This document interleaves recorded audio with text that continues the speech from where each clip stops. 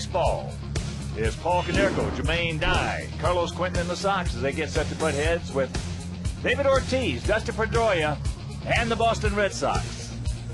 Hi, everybody, and welcome. Steve Stone, I'm Ken Harrelson as we get set to bring you Game 3 of this 4-game series. As you know, the Sox took the opener 12-2. Freddie Garcia was just outstanding. Then yesterday, the Sox wanted 5-1 to even up the season series at 3 games apiece. Gavin Floyd was just outstanding. So the Sox come in 7 games back of the Tigers, 1 game back of Minnesota, and this afternoon, Johnny Danks. And the White Sox are getting very good pitching. John Danks is leading the parade with 12 wins. He's 12-8. His ERA is 3.82. He's thrown the ball pretty well, and he's going to have to today because this is a pretty good Red Sox lineup. On the mound for the Red Sox is John Lester. He's 10-7 this year. His ERA 3.60. Lester is among the league leaders in strikeouts. He's going to go way up over 200 strikeouts this year. But this is a third of 4, and the White Sox are red hot. Unfortunately, Detroit is also red hot. So, Hawk, we take care of our business. We let somebody take care of them. All right, sit back, relax, and strap it down. White Sox baseball coming your way.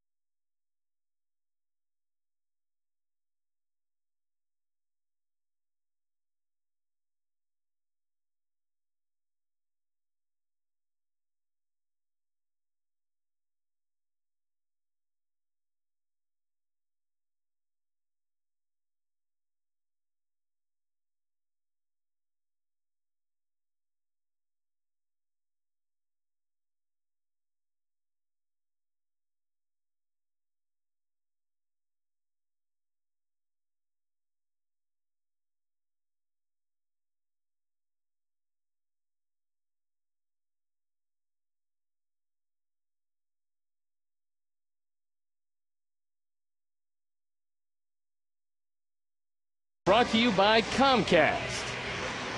It's an overcast day in Chicago, but a nice crowd on hand this Labor Day weekend.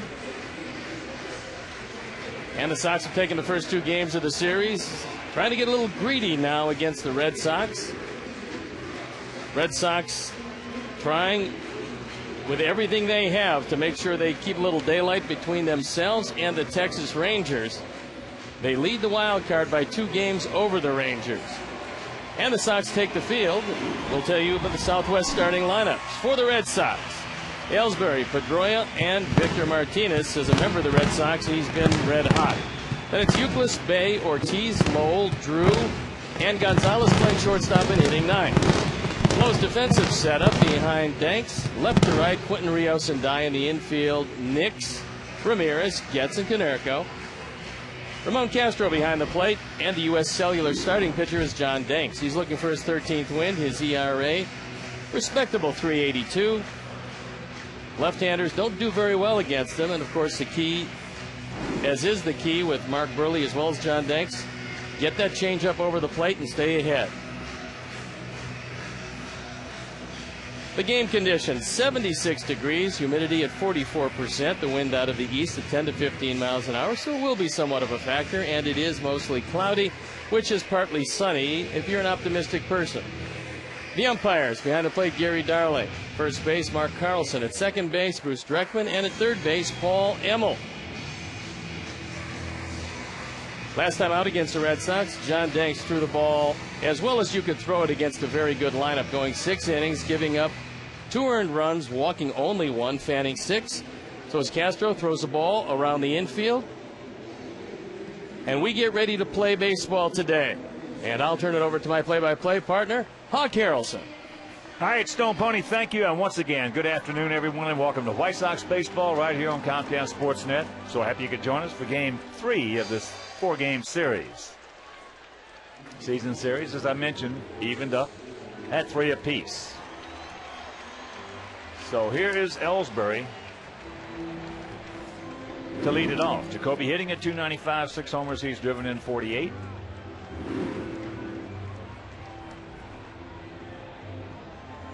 As they are waiting for something. TBS, Chip Carey is here with Dennis Eckersley, the inimitable Dennis Eckersley. All right, now we are ready to go. Red Sox come in at 78 and 57 as Ellsbury takes the first pitch up high. Red Sox as a team hitting at .266 with a 4.36 ERA. And the count 2-0, and here at beautiful U.S. Cellular Field, 330 down the left field line, 335 down the right field line, 375 in the gaps, and 400 straightaway center. There's the strike.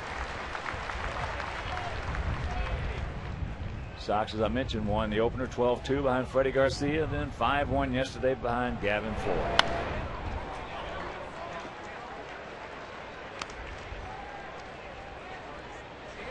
Ellsbury will be a very good man to keep off base if you can accomplish that, because he is their most prolific base stealer in franchise history.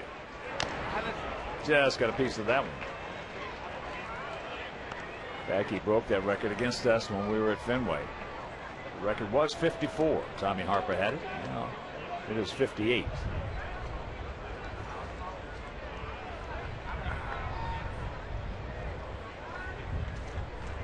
A couple of youngsters going at one another, and pitch a little bit high, says Darling, and a full count. I think John Danks wanted that, but now both Castro and Danks know what the top of the strike zone is going to be today. And that's not it. No, there's no sense testing it up there. So good speed aboard.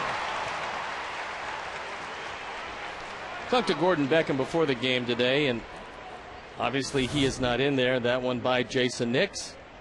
Gets a 3-2 fastball, hits it in a perfect spot, and even though Nix was wide of the bag, it got by him. But Gordon Beckham said that they think they found it in time, that he didn't strain it any further. It's in his side, and a couple days of treatment, and he feels like he's going to be okay.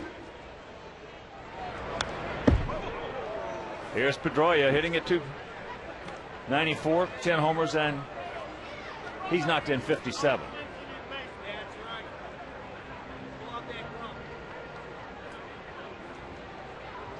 Well, those obliques can really jump up and bite you.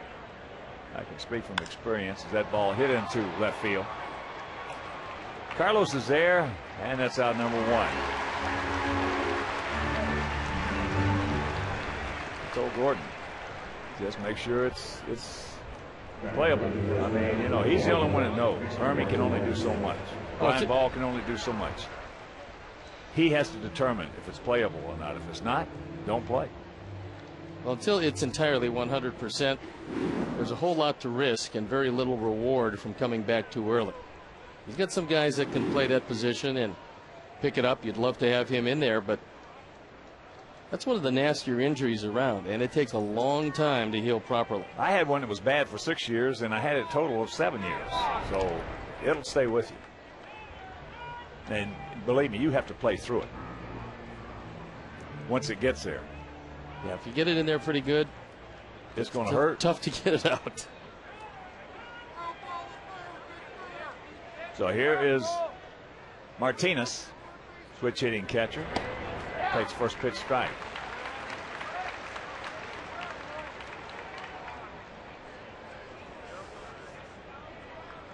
Victor at 293, 20 homers. He's driven in 88. He's also grounded into 15 double plays, so if you can get the ground ball, you can turn a pair. Victor's a much better hitter from the left side. He's got pretty decent power as a right-hand hitter.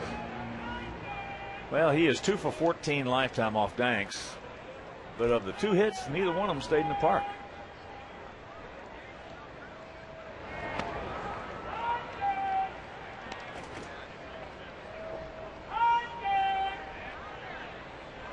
One and one to count. This was a pretty big addition to this team because it gives them another bat, a way to spell Veritek behind the plate, and a guy who can play first base. Well, I don't know about the National League, but I know in this league, to me, this is one of the big pickups of any club. Boston getting Victor Martinez. Well, I think Boston getting Victor Martinez, St. Louis getting Matt Holliday, although Holliday has been spectacular for them. So the Red Sox, this was their huge pickup.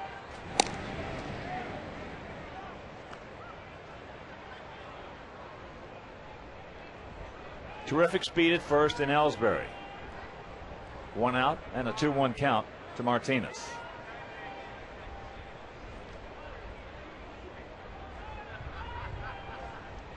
Bit of a gap out there in left center. Well, John is expecting Ellsbury to go. This is normally the pitch you do run on. If you don't, you risk grounding into the inning-ending double play.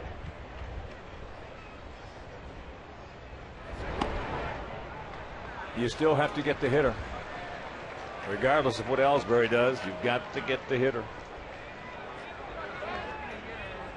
If you let him distract you mentally, take you out of your rhythm at all, you get a problem.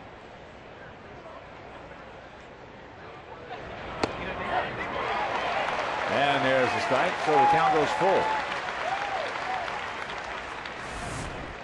There's the top part of that strike zone. And I can understand where Victor might have thought that was ball 4.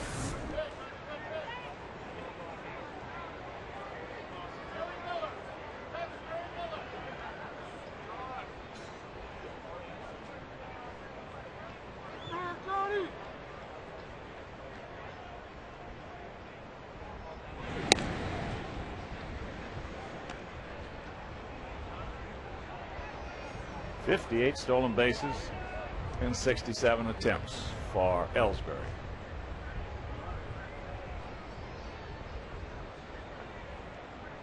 Now Johnny accepts from Castro. Hits him on the fist, and Paulie can't get there. Well, you'd love to see that ball hang up a little bit longer, but it was too low, and Paul got as good a jump as he could have gotten, but that ball just wasn't high enough to run under. It's a real good 3-2 pitch.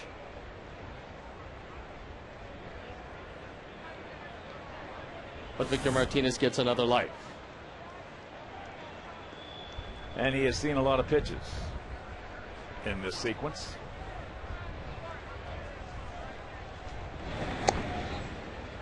Looks like Ellsbury's going to be running, and that time he was just a little hesitant getting back to the bag, but he got back standing up, which means he can actually get a bigger lead.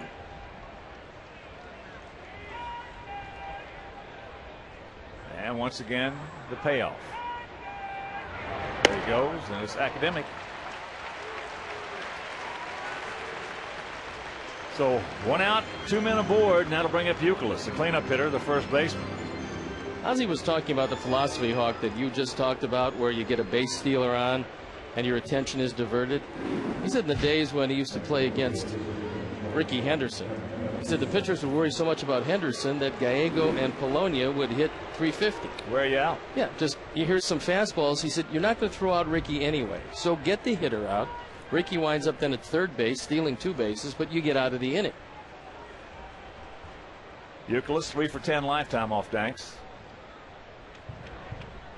Well, unless Nix hangs out, which he is right now, around second base, it's going to be easier for Ellsbury to steal third than it would have been for him to steal second. But Jason is hanging out around the bag.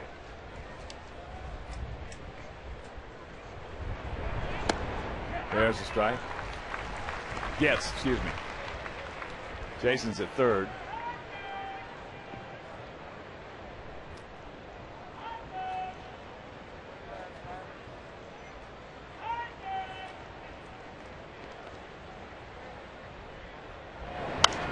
And that's out of play right side.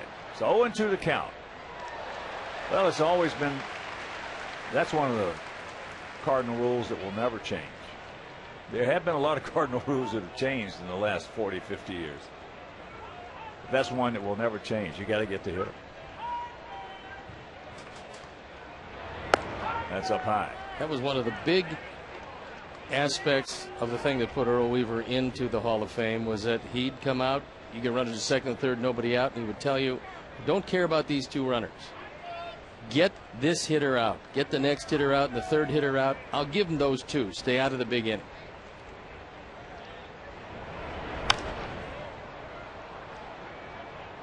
So that was the 20th pitch this inning. So regardless of what happens here, the Red Sox have had a very productive top of the first.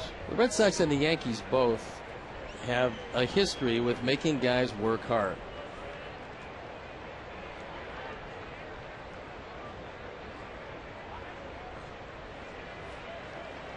The 1-2.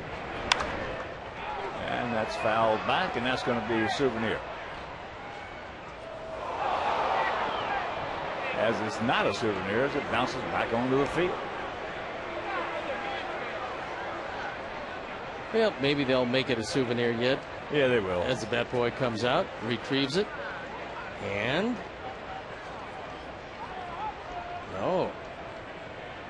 Ooh, not making any friends down there for the moment.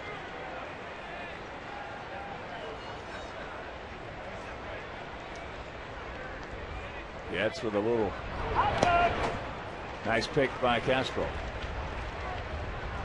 2-2. Youkilis, for a big man, actually has pretty good speed, and that's one of the reasons why he's only grounded into 9 double plays in 418 at bats. One of the better clutch hitters in this league. Yes, he is. That ball hit hard in the right. Jermaine's back there, makes the catch. Ellsbury tags, and he's going to hold a third on a nice jump and a nice play by Jermaine Dye.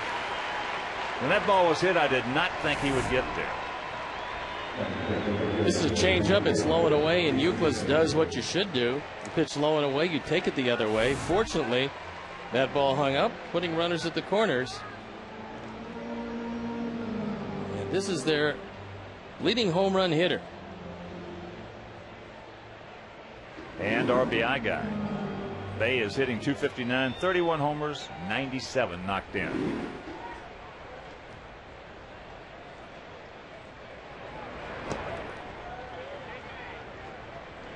Changeup misses, low and away.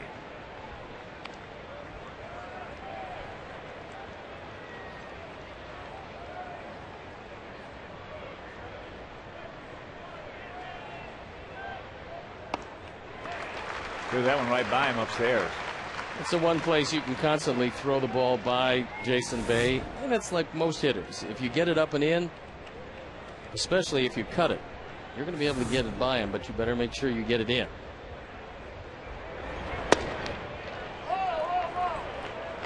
Close pitch,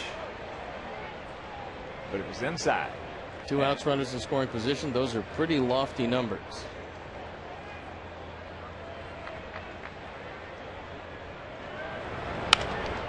Down ball left side, mix up with it, over to Gitz. And they'll retire the side. He threw 27 pitches that inning, but they didn't score.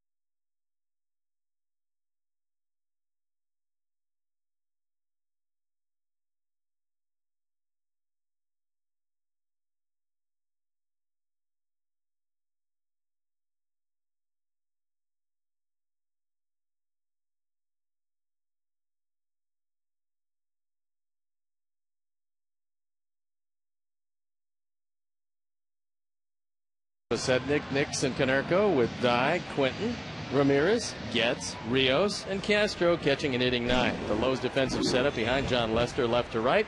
Bay, Ellsbury, and Drew in the infield. Lowell, Gonzalez, Pedroia, Euclid. Victor Martinez behind the plate. And the U.S. Cellular starting pitcher is John Lester. Lester's ERA 3.58. Look at the strikeouts. 196 of them. He's walked only 55. Left-handers, right-handers, they do about the same against him. He's got a very lively fastball, and he will not match his numbers of last year this year. And before we show you our picks to click, you at home select yours. Scotty Pides takes first pitch at 95 for a strike. Pides hitting at 296, 5 homers. He's driven in 43. There you go. There you go. Stick it in your pocket. That's the first time he's done that in quite some time, and he did it very effectively. And this is exactly what you're trying to do. You're trying to get a step, which he did, and then just tap it to the left side. You see Gonzalez playing back. He really has no chance, and he realizes it. So a great way to start against a tough left-hander. And here's Nix. Jason hitting at 230. 11 homers, 29 driven in. It's 26 stolen bases and 36 attempts.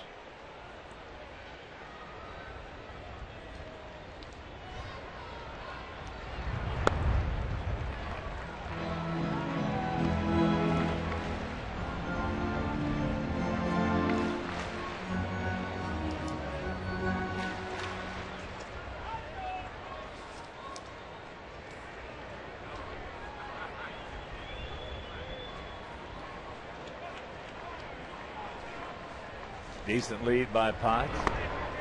And the count 2-0. Sox come in. Hitting at 261 as a club with a 4.13 ERA. Sox 38-30 here at home. And 30-39 on the road.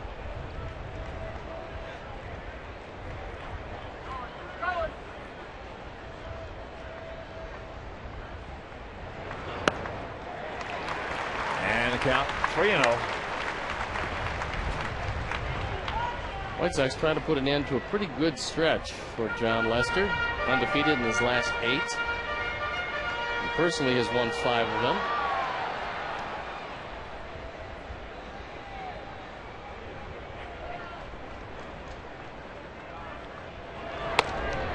There's a strike. Well, he went 6 2/3 against us back on August 25th at Fenway. Gave up 3 runs, earned on 4 hits. 2 walks, had 4 strikeouts. He's got one of those fastballs that reminds me of Wilson Alvarez when he was with us. He turns it loose and it just keeps going. Just keeps gaining speed. And there's ball 4. So with 2 on, nobody out. Let's check out our picks to click this afternoon. The man Joe, our director and the crew. Then with Carlos Quentin, Lisa, Steve, and Larry. They're going to go with Ramirez, Terry Hanley, Mike Williams. Great folks. Roger Clare out at Bolingbrook. And now we're going to go with Ramon Castro. So here's Paulie.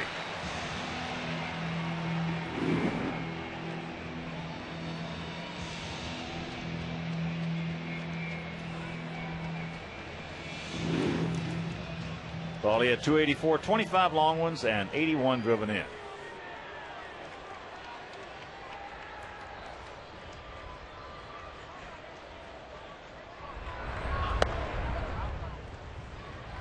Paulie with a homer yesterday. If you missed it, poof. This one hugging the line all the way, and it hits the pole. It's his 25th.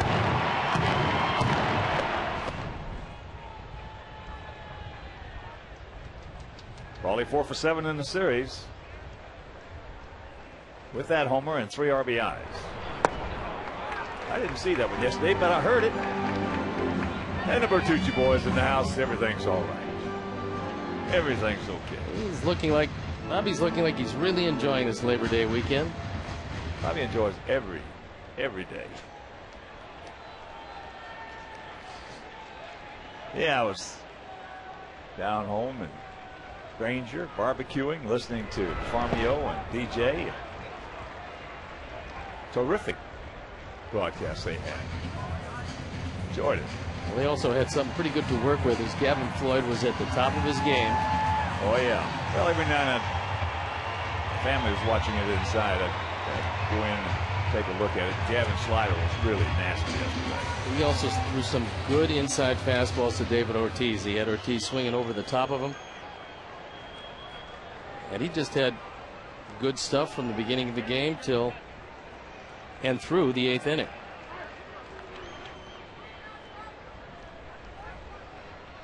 One and 2.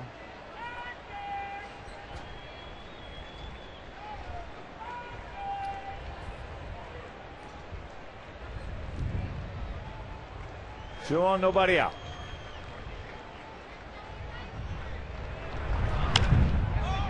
And that's looped out into short right field. Pedroia makes the catch after a lunge, and Hodge is going to get doubled up. It's just a tremendous play, but you can't get doubled up on that ball. I understand the philosophy that you've got a second baseman with his back to the infield, and he's got to go a long way, but you cannot get doubled up on that play. Great play by Pedroia, and it's even better because he throws it on the mark to Gonzalez, and they get the double play, and they get it easily. This is a pretty big effort right here. This one you're going to see on a few highlight reels. As well it should be. So now there's 2 out and 1 on. And here's Jermaine.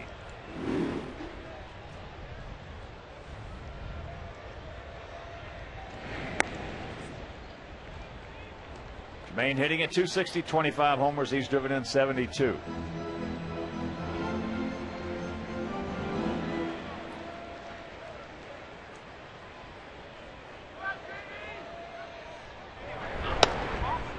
Breaks the strike.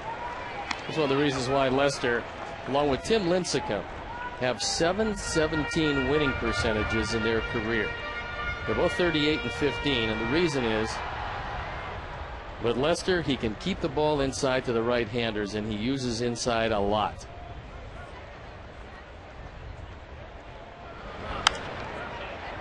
High in the right field, J.D. Drew, he's got room. So the Sox take themselves out of an inning. They have the first 2 men aboard, nobody out. Can't do anything with it.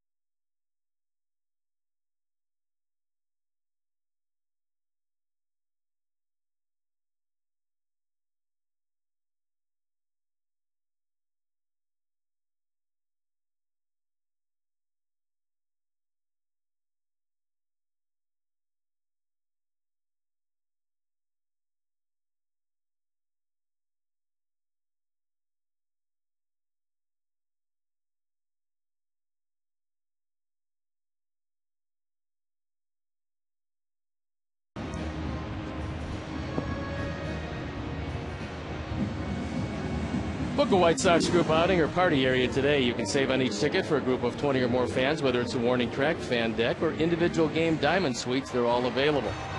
Book a group outing or party area by calling 312-674-1000 or visit whitesox.com. Editing by Joe Crew. First pitch to David Ortiz, taken up high. Ortiz comes in hitting at .224, but he has 22 homers and 79 ribbies. That is a hard .224. Pretty good pitch right there. Didn't get it. Ortiz 2 for 5 lifetime off banks with a homer. And that pitch fouled away left side. Ortiz has had some physical problems. Obviously, the departure of Manny Ramirez in the thought process of his manager, Terry Francona, didn't help him very much in the lineup. But this is a guy who can still put a charge into it. Checks it up, takes his time, and the count evens at 2.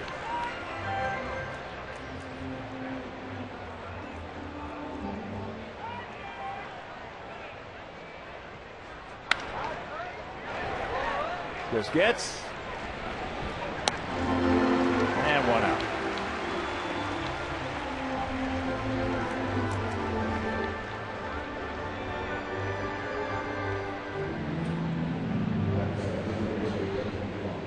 So 1 down. That'll bring up the 35-year-old veteran third baseman Mike Lowell. Lowell hitting at .297, 16 homers. He's driven in 67.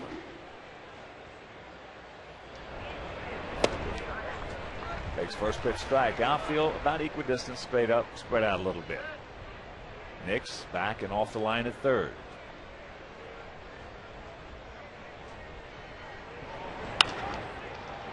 Ball hit sharply to Alexei. 2 down.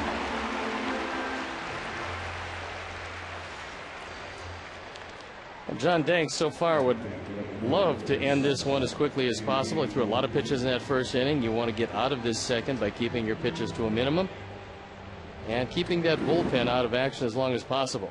Gavin Floyd did a great job yesterday. If John can follow it up today, the bullpen will be rested. Ball 1 to J.D. Drew out of Valdosta, Georgia.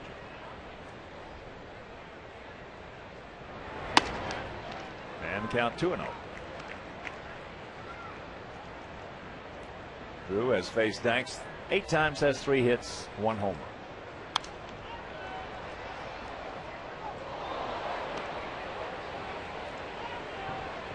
It seems to be one of the big problems when you know you've had trouble with a guy, you seem to invariably fall behind him.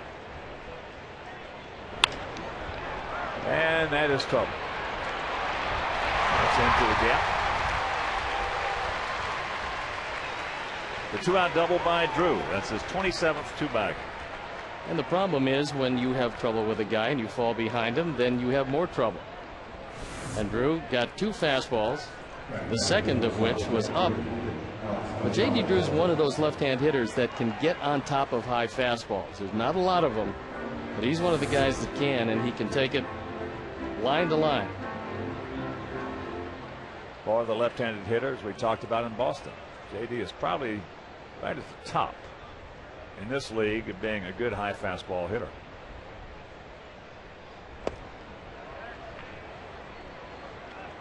Garrett Anderson was a good high fastball hitter. Terrific. And for the majority of his career, of course, he's had a lot of injuries and he's not the same any longer, but he was real good. In fact, they had 3 good high fastball hitters who were left-handed in that Angel lineup at one time. Darren Erstad was a terrific high fastball hitter, maybe the best of the 3. Jim Edmonds was a good high fastball hitter, and then he got to be a better low ball hitter as time went on. But at one time, they had 3 good high fastball hitters that were left-handed. You don't ever see that. Now, Edmonds was a terrific player. He's probably more under the radar than any terrific player in the last 25 years. Well, especially because, I mean, they moved him to St. Louis. He didn't miss a beat. He played great there. Same defense, same arm accuracy. Boy, could he hit. Well, it's not so much what he hit, it was when he hit it. It was a terrific clutch hit. And the catches he made, nobody was better. Well, the great center fielders, there's very few of them that play deep center field. They play rather shallow. They want to take away all the loopers. And they're confident enough in their own ability to go back to be able to catch the ball. And Edmonds certainly fell into that category. Yeah, he's one of the few that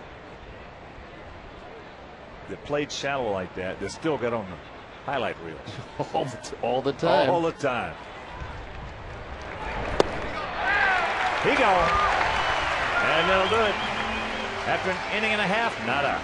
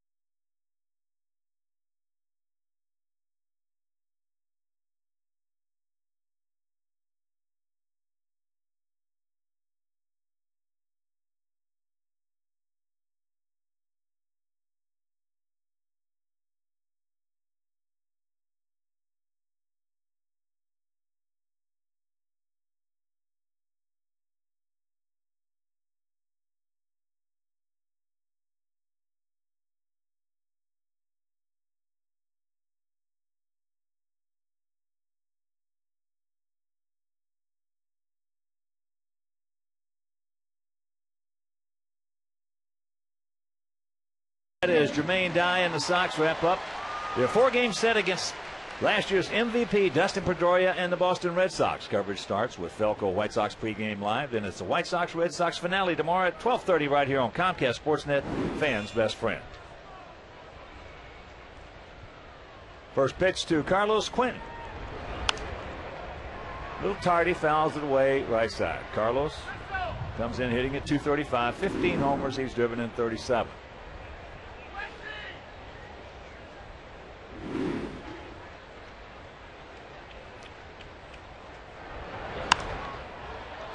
High in the left field, Jason Bay.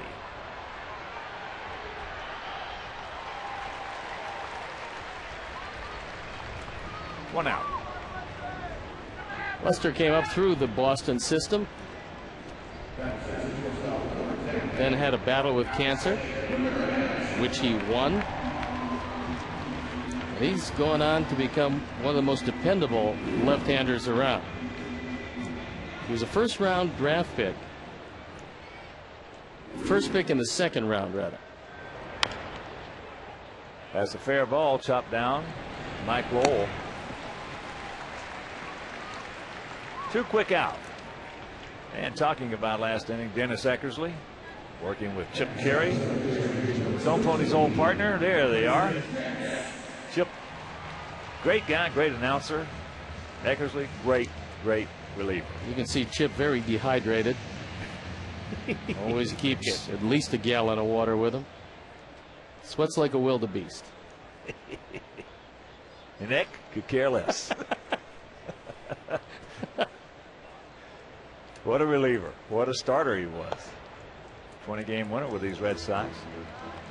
Well, they were sitting in with Ozzie before the game, and I was sitting in with them, and Ozzie was regaling them with all of the stories. 1-1 to count the Gets. I talked with Chip and I said, "What do you think?" He said he's really funny. I'm not sure if I can use any of it, but he's very funny.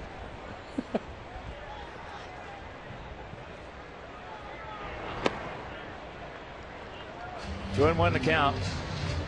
Yes, hitting at .278. A couple of homers. He's driven in 31. He has 18 doubles, 4 triples, and he is 22 for 24 in stolen bases.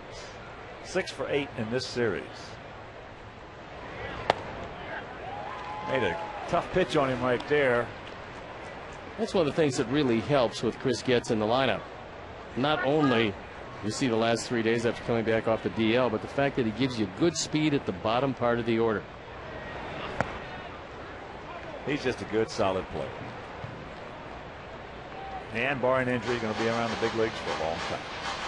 Well, you would think a guy that swings from the left side that has that kind of speed and will turn a double play and stay in there and take the contact like he will should be around for a long time.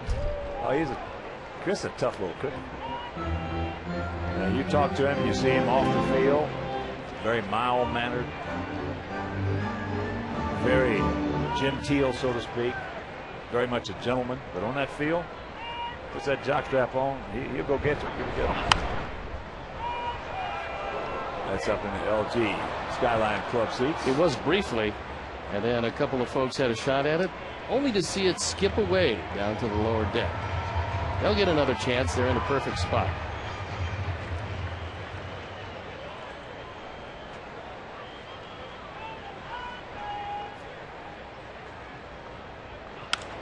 Ball hit hard, takes a bad hop, but Lowell stays with it, and that's a 1-2 free inning. We're into the third, no score.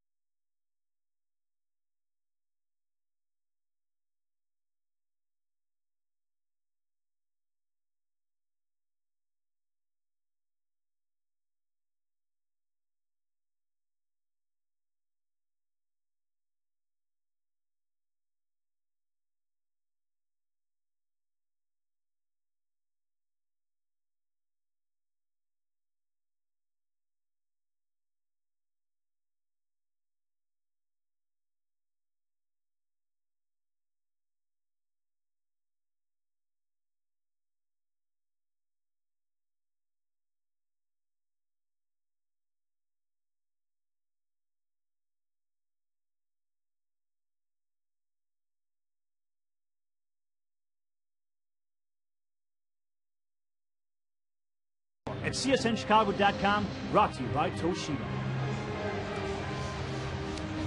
Top of the third inning. It'll be the top of the order for the Carmines. It'll be Ellsbury, it'll be Pedroia, and then Victor Martinez.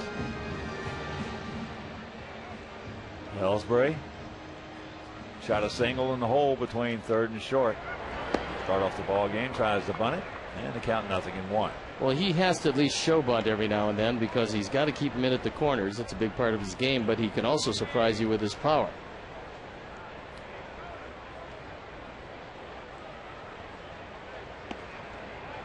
Seventh inning in Cleveland.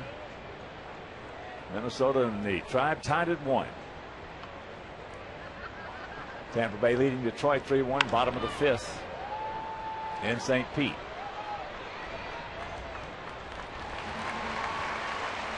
One out.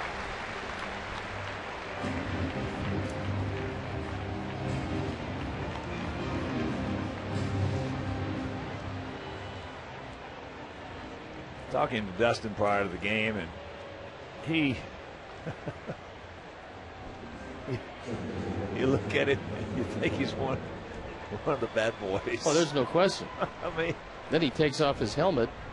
Looks like Telly Savalas. And absolutely one of the best fastball hitters in the game of baseball today. Well, MVP last year, Gold Glove, and Silver Slugger.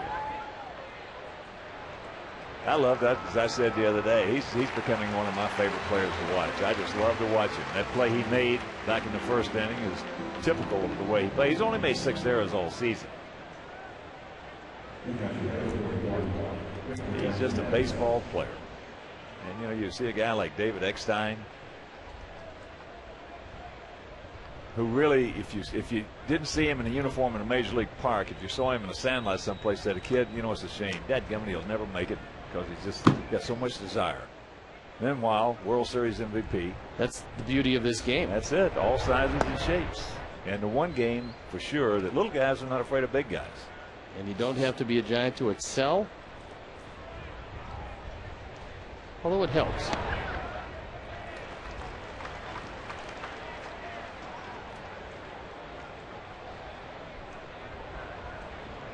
Martinez walked. And Johnny slows it up. Gets with a bare hand. Can't quite get it. That'll be an infield single. You're going to be able to count the amount of infield hits that Victor gets over the course of a year on one hand. And this is one of them. If John doesn't slow it down, there's a chance that they're going to get him. But by slowing it down, Victor able to just beat the play at first base and keep the inning alive. Didn't miss him by much. Good pickup by Paul. Again. And he gets there by about a half a step. First pitch strike to Youkilis, who went out deep to right field. That was with 2 guys on. And Dye got a good jump, made a good catch. By the way, congratulations last night to Jose Contreras, who got his first start with the Colorado Rockies. Indeed. Went 6 1/3, gave up a run, got the win, kept Colorado 1 game up in the National League wild card. And we certainly wish him well. He is quite a man. Nothing but the best for him. And Jim Thome. And Jim got a base hit in his first pinch hitting role with the Dodgers. Well, 2 terrific individuals.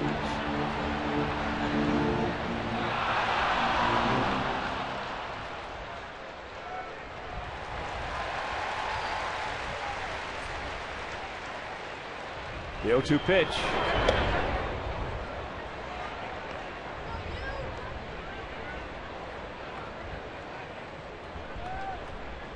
Youkilis with a very unusual handset on the bat. I talked to Dave Magadan, the hitting coach, about that, and he said all he does is he keeps it there to relax his top hand. He said by doing that, he said, I don't care what he does as long as when the ball comes, he's in a hitting position. He can do whatever he wants with that top hand. Chops that one foul. Where'd you grip the bat? Did you grip it? I had 2 different grips. I had one for right-handers, one for left-handers. Why? Because with left-handers, I was trying to hit the ball to drive the ball, I should say, to right field. He gone. Second strikeout for Johnny Danks, and after 2.5, still no score.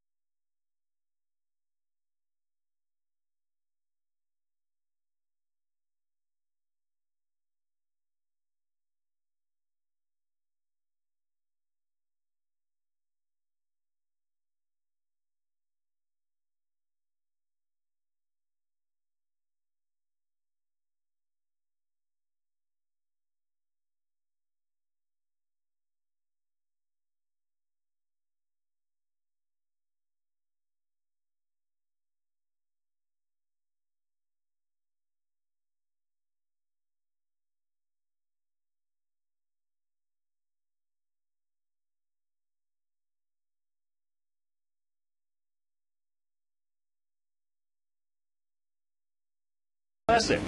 Tune in this week to hear from former NFL greats Phil Simms and Ronnie Lott. Phil Simms, great guy. The cast behind the Broadway sensation Jersey Boys, that's supposed to be terrific, and so much more. Monsters in the Morning with Mike North and Dan Jiggets. Weekday mornings from 6 to 9, only on Comcast Sportsnet, fans' best friend. I can tell you, I took my bride to see Jersey Boys. It was just wonderful. Everybody that I know that has seen it, and Eris was on my behind about it yesterday, on why I didn't get the tickets on that off day and go. And it was my fault, my bad.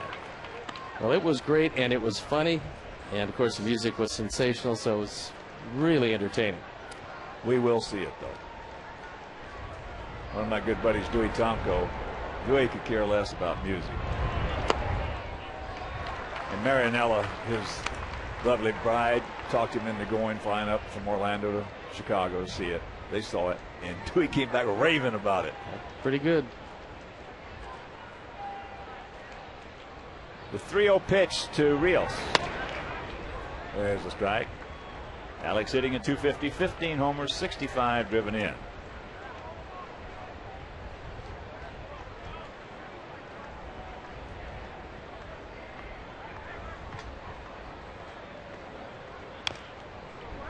Chops that one foul. By the way, our old friend Tony Giannetti from the Sun-Times, we see her all the time. Does she bake us any cinnamon cake? No. But Chip Carey comes in, and she delivers to him this beautiful cinnamon cake. I couldn't believe it. I was shocked. Your what hurts? I couldn't believe it. Shocked. Oops. Did not check it up. 1 out. That's not right. And she said, you know, I like you guys, but this guy is my favorite. Ah, Tony, we hardly knew ye. Man. That's not right. Uh-huh. Yeah, sure. Wave now. That doesn't work. Where's the cake? Come on, Ramon. Castro. Ramon hitting at 193 homers. He's driven in 10.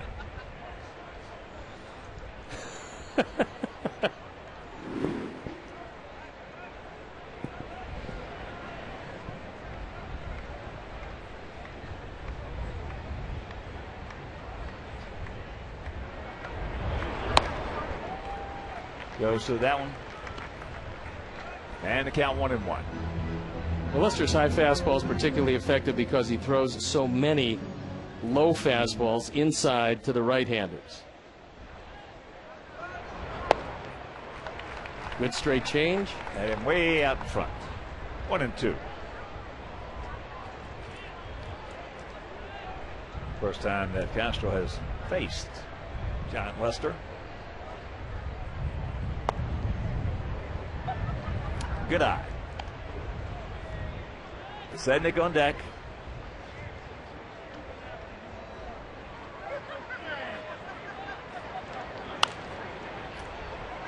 And that is foul back. We get a chance, Hawk, to elaborate on your two different styles of hitting against the right or left-handers. What was the purpose against left-handers? Well, first of all, to beat them to right field. And to this day, I'm a firm believer that that is the correct approach. As he strikes him out, so 2 strikeouts in a row, the only 2 Lester has, 2 down.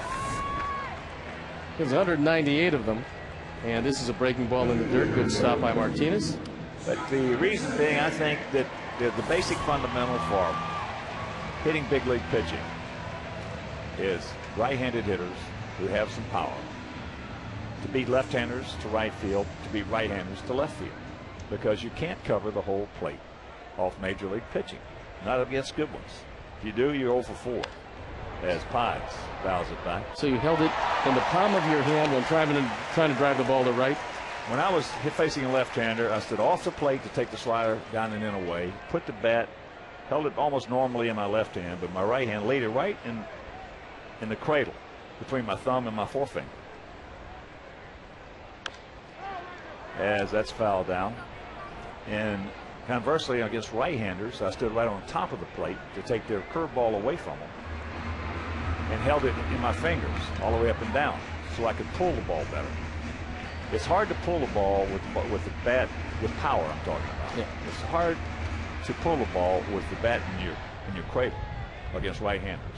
It's easy to drive the ball great distance to right field off the left-handers with that bat in the cradle of your hand. Hitters today, though, you would say almost overwhelmingly have just one particular place they put the bat? Yeah, and I never talk to anybody about it, as far as I've had guys ask me. And really don't even want to talk to them about it because of the fact that, that's the hitting coach, his job, Greg Walker and Dave Magadan for the Red Sox, is that's fouled away. And that's another area that the game has really changed in. Some of the best hitting tips that I ever got were from my teammates and from guys on other teams, whatever it may be, the friends of yours. Well, all that's by the boards now because the accountability is so great in today's Major League Baseball that unless you're in that dugout every day with them, I don't want to talk to guys about hitting.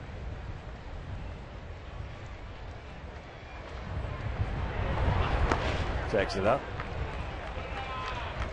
I'm sure there have been instances where you have seen something that you knew that you could tell this young pitcher or whatever, hey, if you do this, it's going to fix that. But unfortunately, you don't really know what the pitching coach has been working with him, and you don't want to tell him something diametrically opposed to what he's working on. Takes it up, and the last thing you want him to do is get his wheels turned.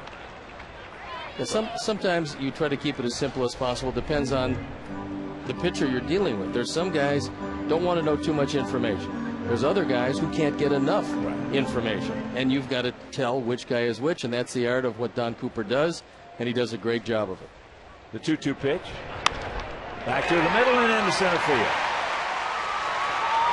The Pieds, 2 for 2, are only 2 hits.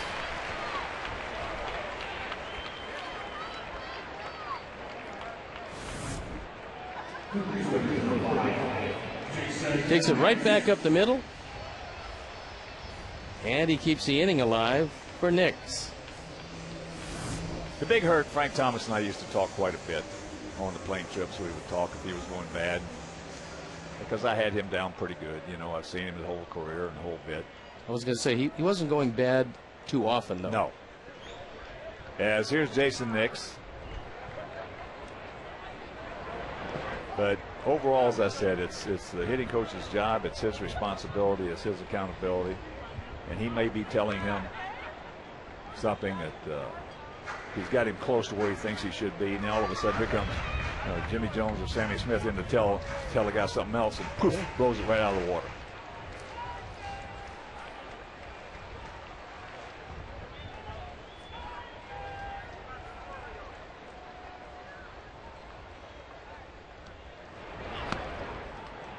And I honestly believe the average fan would be shocked at how much time both the pitching and hitting coach, especially, and the coaching staff in general, puts in at the ballpark, and how much they work with the individual guys, whether it's infielders, outfielders, hitting or pitching. And these guys are here early, they stay late, they work with these guys on a daily basis, and it's a very tough job. And all coaching staffs do it. That's foul back underneath us. But I will say one thing about our particular coaching staff in Glendale this spring. I have never seen a coaching staff spend more time at the ballpark than ours did in spring training this year. Never, ever. But one thing was they had wonderful facilities and so many fields to take each guy individually and work with him. And obviously they used the golf carts very well because they kept on driving from place to place. Yes. Plus they had a lot of talent to work with.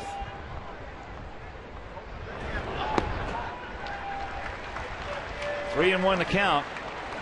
So Jason, who walked back in the first inning, Lester being very careful with him because Jason coming in was 2 for 3 against him with a home run. And this is a time, if you're at first, to be very wary of the pickoff move.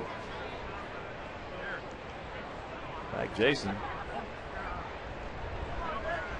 drove in a couple of runs against Lester in that start back at Fenway.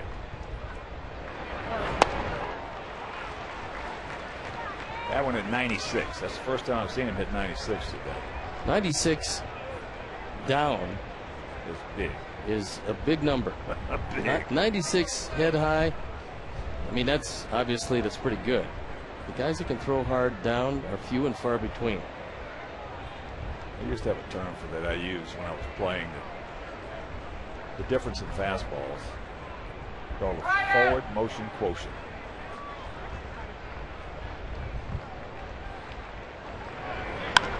Out in front. And that means that a lot of guys, and that's what they talk about, the ball out of his hand. The ball comes out of his hand very good. Take a Mariano Rivera when he was younger, the ball came out of his hand very good. And then when he released it, it started at a certain speed and it just got faster. Goose Gossage, the same thing. And then you have other guys who release it, it starts fast and then slows up getting to the plate. Lester's got that forward motion quotient. Got him upstairs. That one at 96 as well. So he just reached back and got a couple more inches to Nix.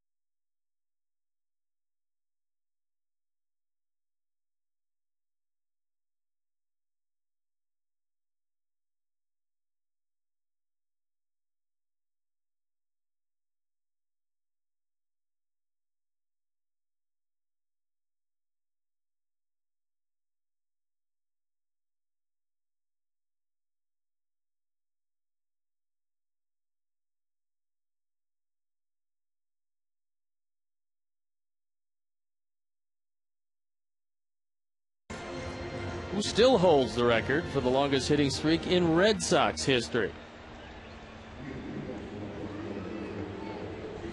It's the top of the fourth inning. No runs, 3 hits, no errors for them. No runs, 2 hits, no errors for us. Scott Posednik with both hits. It'll be Bay, Ortiz, and Lowell to face Johnny Danks.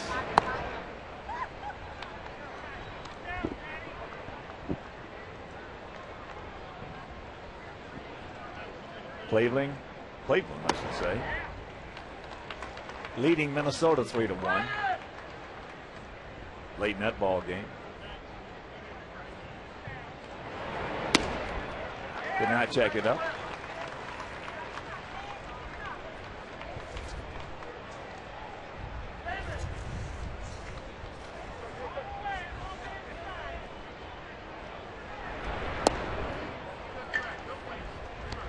That was a good take because that ball just barely missed down.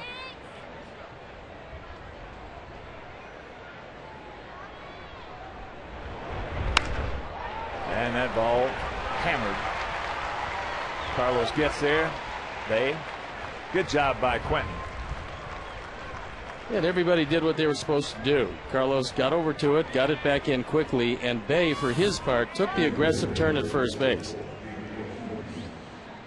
There's Carlos getting to it. He knows that Bay's got good speed, so he gets it back in as quickly as possible.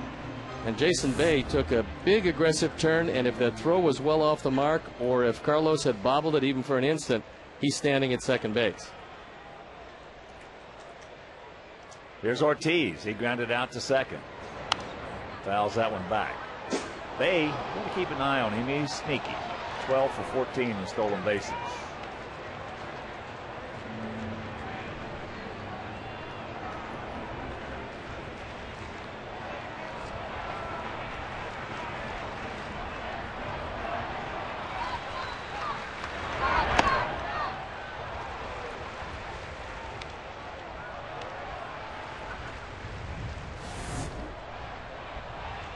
John wanted this one.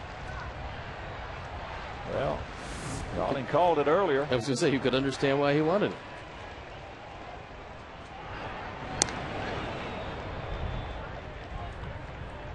These are situations here, although you might not see it with Ortiz up, but it's situations that Bay will run in. He's not going to steal a whole lot of bases, but he's going to run in situations where it means a big run.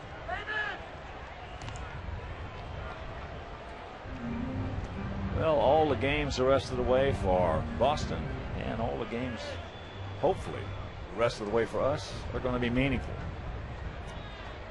And every run is a big one.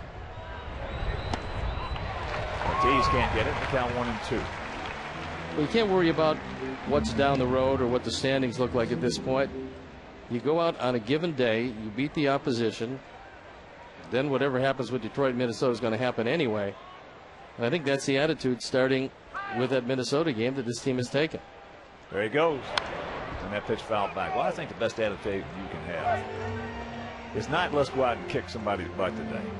That's not going to get done at the major league level. You got to go to the ballpark thinking we're going to be the best team in that park today. We're going to be the best team in that park today. We're not going to beat ourselves. We're going to make all the right decisions. We're not going to make any mental mistakes. He gone. And that terrific, great Oakland team back in the 70s have won 5 consecutive divisional titles and 3 consecutive. As you look at right here, call third strike on Ortiz, but that's the attitude they took. They didn't go to the ballpark saying we're going to kick these guys' butts. We're going to beat their behinds. They went to the ballpark and said, hey, we're not going to make any mental mistakes. We're going to be the best team in that park today, and we're going to let them beat themselves. Meanwhile, Lowell, high and deep. Carlos jumped and cannot get it. It is 2-0 Boston. That was a towering fly ball, and till the last instant, Carlos thought he had a pretty good shot at it. Homer number 17, RBI 68 and 69, and just like that, a 2-run Red Sox lead as Lowell comes through.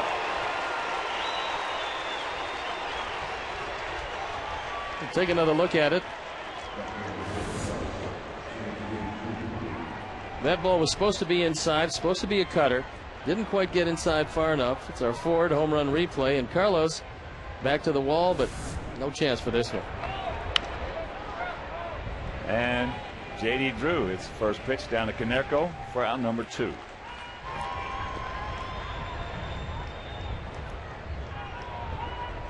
Well, we had to score anyway, so no big deal. Mike Roll was a guy that the Red Sox had to take if they were going to get Josh Beckett. That's what the Florida Marlins wanted to do, divest themselves of some salary. It's worked out real well for the Red Sox. And of course, Hanley Ramirez, who's leading the National League in hitting, was the price the Red Sox paid for that deal. Well, that's pretty common practice today. Yeah. You know, if you want Steve Stone, then you're going to have to take Jimmy Jones. Send some money with him. That's it. Same thing happened with Miguel Cabrera and Dontrell Willis. Big hack by Gonzalez. And the count 0-2. Alex struck out his first trip.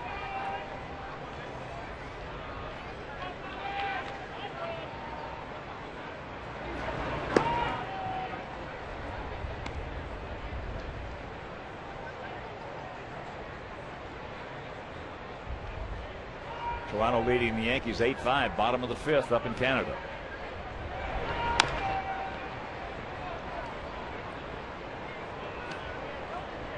Pretty sure the division ship has sailed as far as the Red Sox are concerned, but they look up and they see that Texas is losing. and they're 2 games up in the wild card. That's a fair ball. Backhanded by Mix. Long peg. But the 2-run homer by the 35-year-old veteran Mike Lowell, and after 3.5, it is 2-0 Carmines.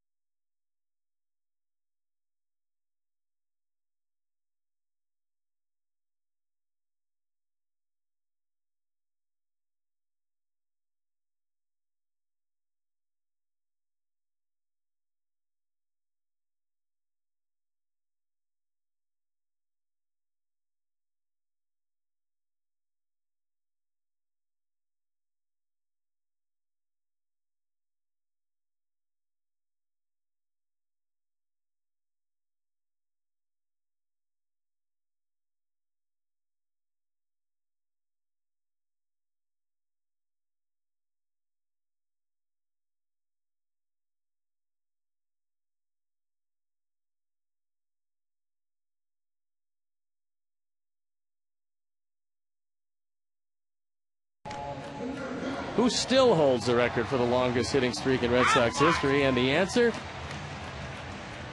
Dom DiMaggio, 34 games in 1949.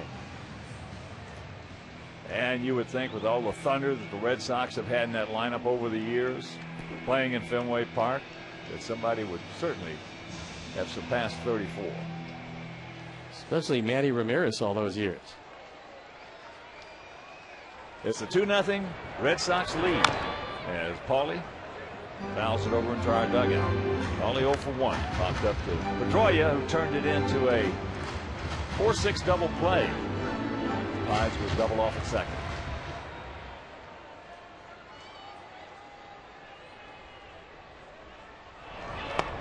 Checks it up.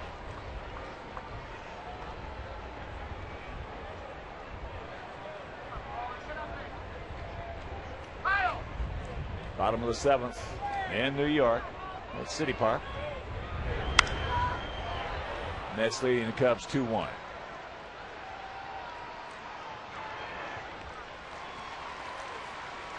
September 18th at 7-11. It's the White Sox versus the Royals. It's halfway to St. Patrick's Day, and it's a celebration. The first 20,000 fans, 21 and older, will receive a White Sox cap presented by Miller Lite.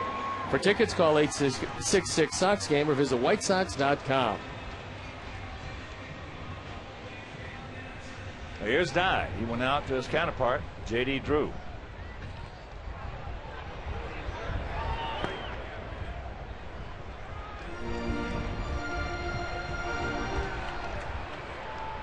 John Lester, terrific talent. Johnny Danks, terrific talent. Very good pitching matchup, and Lester is probably as good as they have. Right now he's thrown the ball better than Josh Beckett.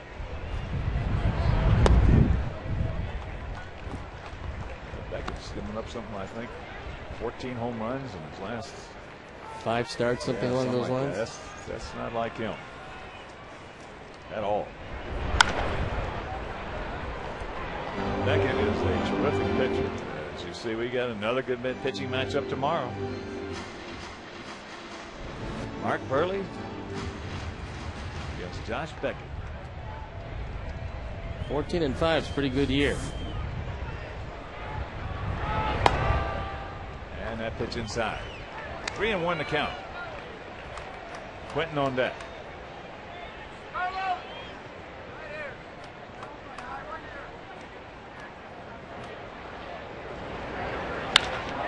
hit hard. That's going to be down into the corner, short hop to the wall. So now bobbled a little bit by Bay. The throw safe.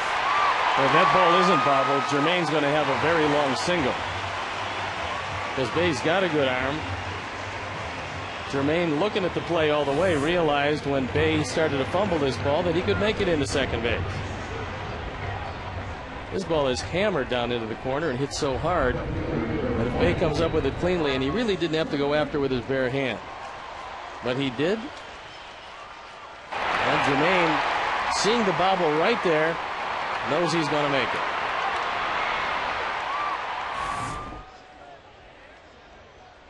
So it's going to be ruled a single and an error on Bay. That'll be Bay's first error of the season.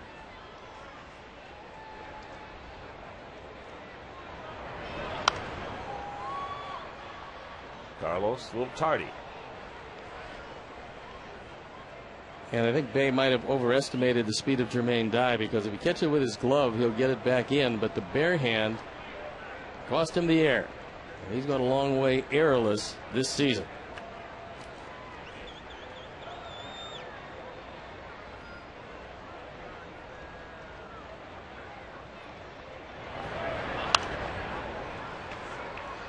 Carlos has been struggling, but even in this struggle time, he's had some good pitches to hit. Just fouled them off.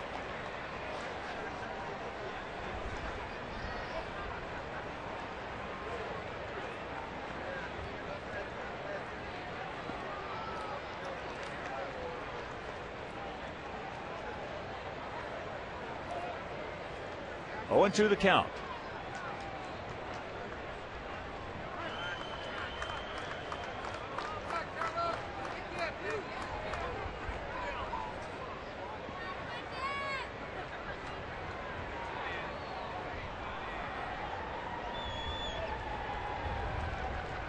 Lester now accepts the sign from Victor Martinez. Tried to backdoor him and just missed. It's a pretty good curveball, and when you don't see it a lot, it surprises you.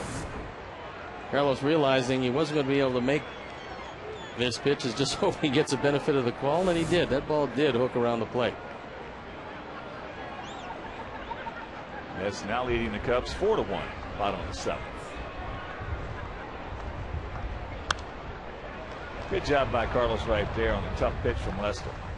Well, having taken one outside, he decided that rather than leave it to chance, he'd take that last-minute hack.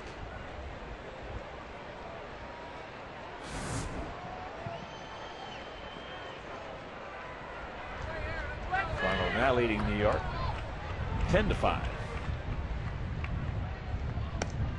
And that's up high 2-2.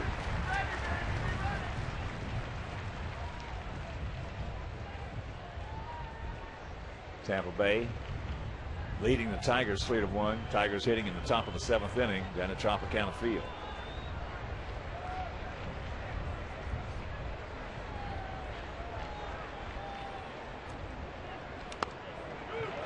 And a full count. Alexei Ramirez on deck.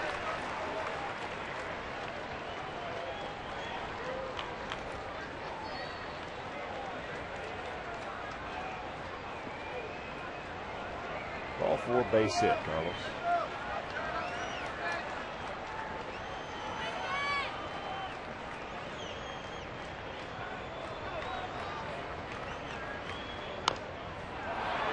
Another right out in front of the mound. Lester very quickly up with it. The throw to Euclid. And that's out number 2.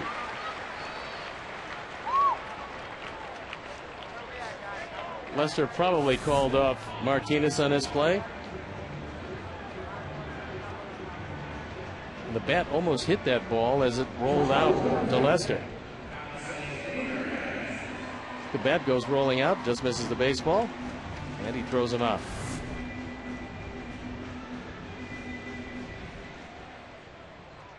So here's Alexei, grounded out to Mike Lowell at third.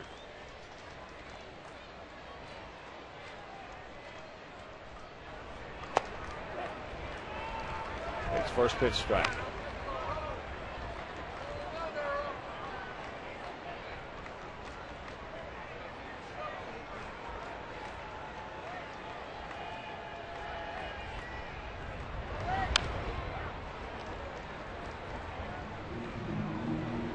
Way out on that breaking pitch now. He's got to cinch it up and hucker down. 0-2 the count. Lexi's numbers with 2 outs and runners in scoring position is just about as good as anybody in baseball. 373.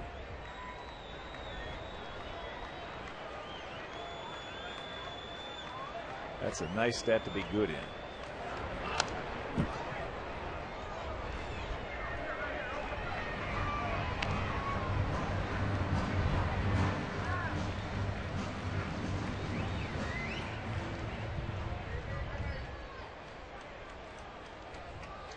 Chris Getz on deck. And once again the 0-2. That's pretty good breaking ball to hit right there. Up, just rolling, and underneath it. Well, he's missed with a number of curveballs this inning. And that's a roller. Not doing too much. Lexi just fouls it straight back.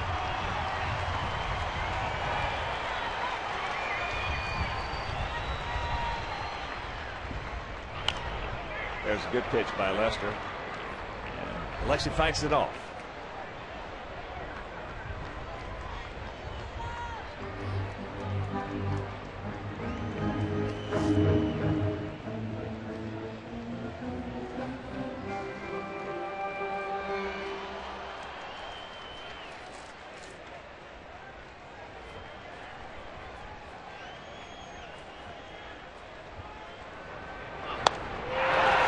Upstairs. That is strikeout number 4 for Lester, and we'll go to the 5th.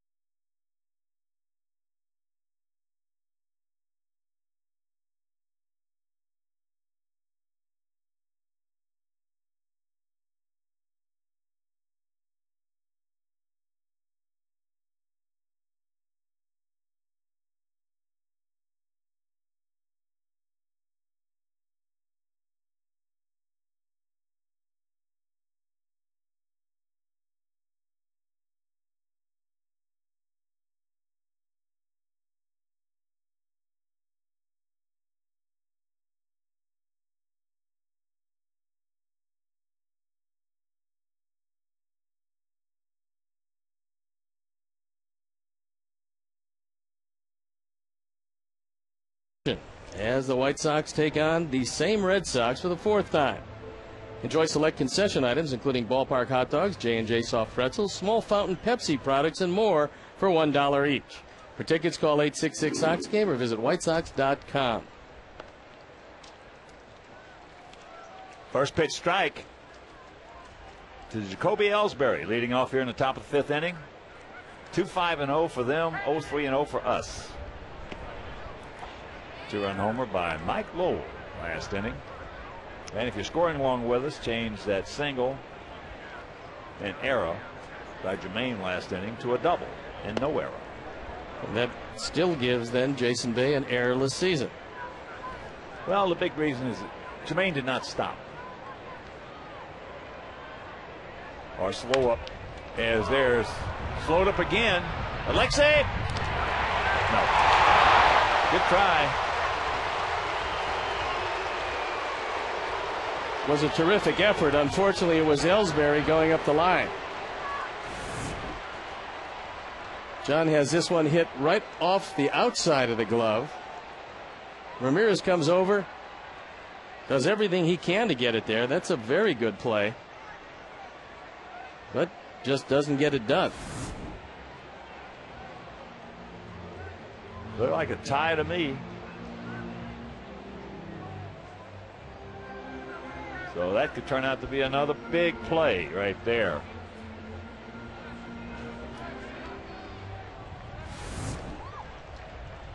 We'll watch this one as Alexei comes across in one motion. Good solid throw to first. Looked like he got him there. I thought he beat it. I thought he beat it also. Real time.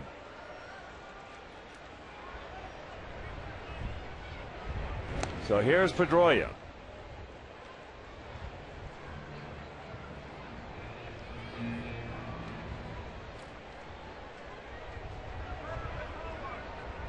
Two 6-0, 0-3-0. The line scores in this game if you're just tuning in. Austin with 2.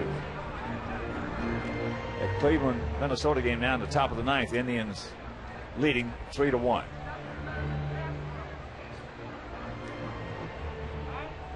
Toronto now leading the Yankees 12-5.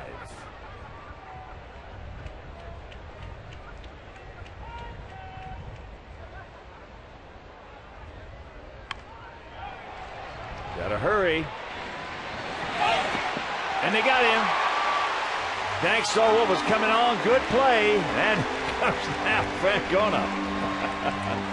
Mark Carlson had 2 really close plays at first. Well, one way or the other, you'd have to say he's hitting 500. So we'll take a look at this. John Danks realizes he got to get there quickly. And it looks like he beat him. It looks like John Danks beat him on the play. And Pedroia, for whatever reason, that head-first dive, not going to get it. I thought that Carlson had them both right real time. Looked like that he got Pedroia, and looked like that. I mean, he was out, and I think he would have been safe had he run through the bag. You're preaching to the choir there. That should be taken out of the equation for most players because you really risk a big injury at first. So here's Martinez. Ellsbury, who in that series at Fenway was taking extremely short leads at second. And up until that right there was taking a short lead at second like he did back in the first inning.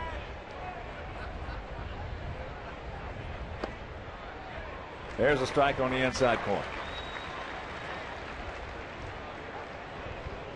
Victor walked in first and then had an infield single in the third.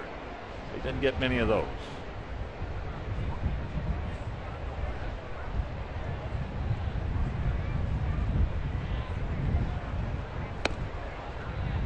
High and wide, 1-1.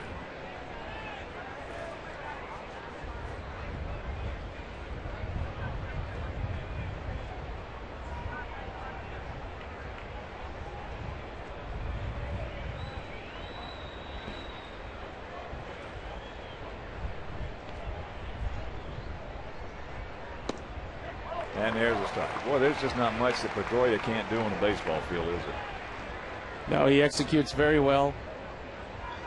He can hit the ball all over. He would prefer to pull the ball. That would be his choice. But he got the job done. It was a good bunt, and he almost beat the play. And then on the play, Ellsbury moves into second.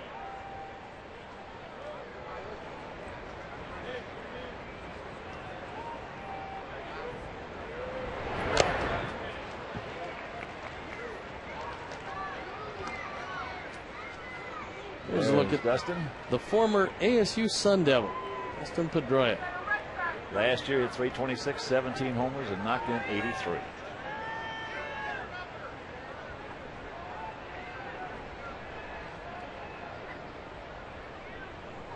And little man, you cannot shoot a 30-30 by him. He'll turn it around. Loves fastballs.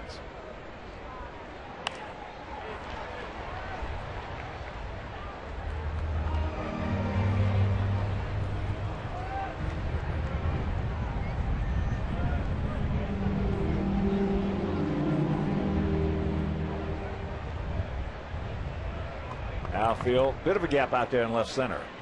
For the most part, they're straight up.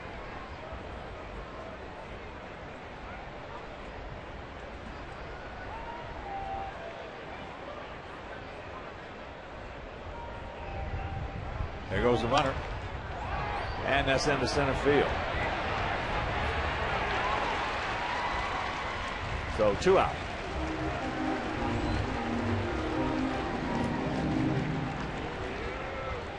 And it'll bring up Youkilis.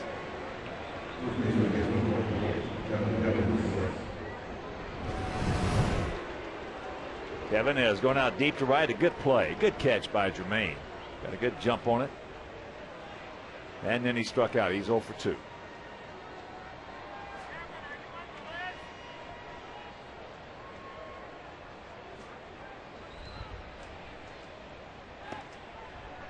Tacks it up, takes ball 1.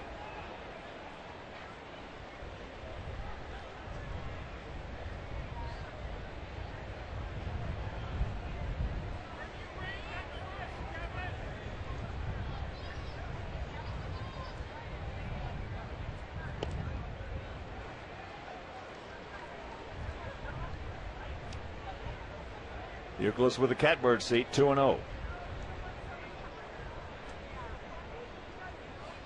Tigers hitting in the top of the 8th, still trailing Tampa Bay 3-1.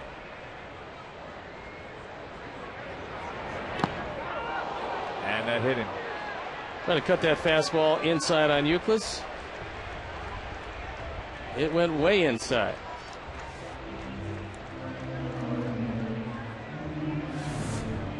Youkilis hit for the 14th time. And they're going to take a look at that leg. Looked like got him just above the right knee.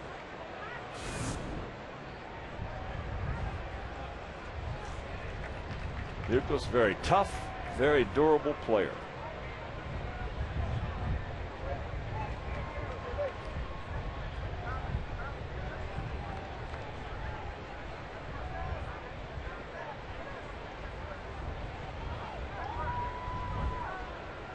Red Sox lose that man, and they are in deep trouble. He's been one of their steadiest run producers and gets big hits late. Every year. So now they're 2 on, 2 out. And that'll bring up Jason Bay, who was 1 for 2, a single, and a run scored. He scored ahead of that 2-run homer by Lowell last inning.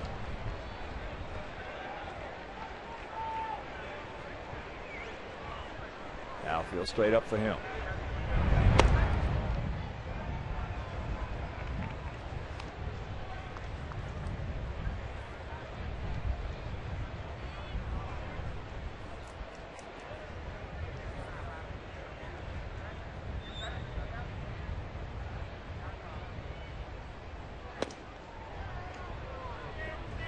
He did not go. Final from Cleveland, 3-1 Indians over Minnesota.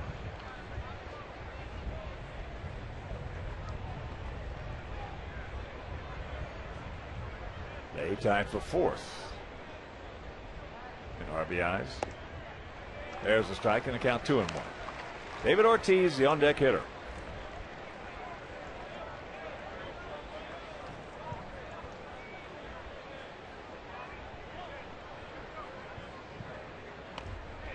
That hit by Bay last inning off Danks was first off Johnny. He's now 1 for 7. Threw that last high fastball right by him. He tried to get one inside on him leading off last inning and couldn't get it there.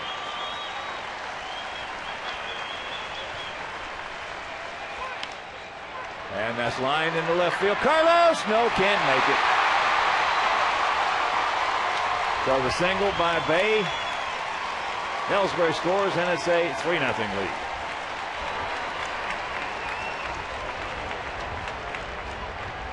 RBI number 98. Second hit of the day for Jason Bay. And Carlos thought he had a good shot at this, but this ball was hit off the end of the bat. It was sinking quickly, and he couldn't get to it. There's Ortiz. He is grounded to second, and he has struck out. Called out.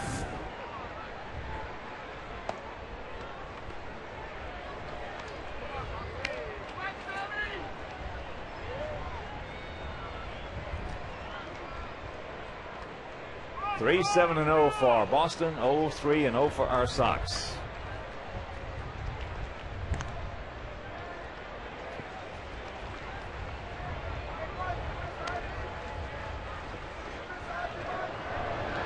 Tony Pena loosening in the pen. Well, this next pitch will be number 95 for Johnny. Here on the top of the fifth. He threw 27 in the first one.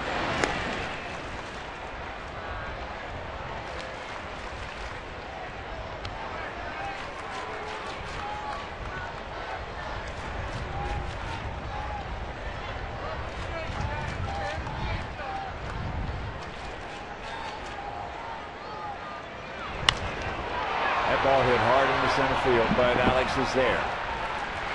And that'll retire the side. Big 2-out single by Jason Bay. We're halfway home. We need 3 to tie.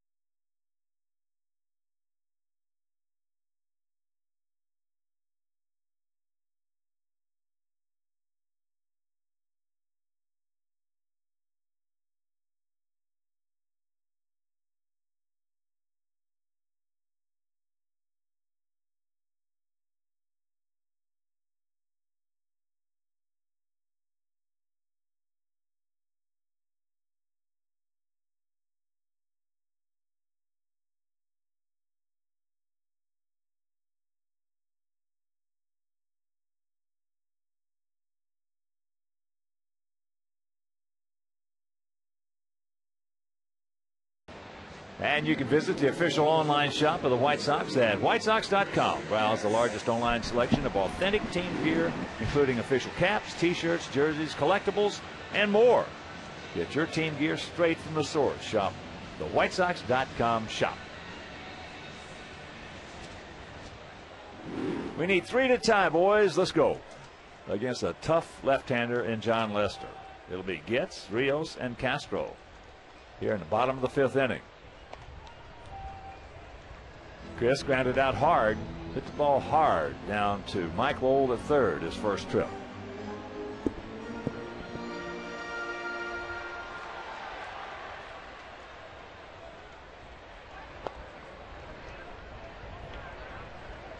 What did one to count? Lester with just one walk, that coming to the second hitter, Jason Nix.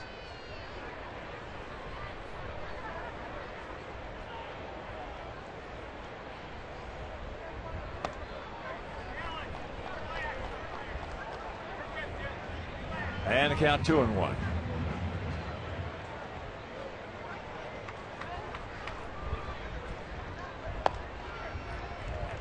And made a tough pitch on him right there.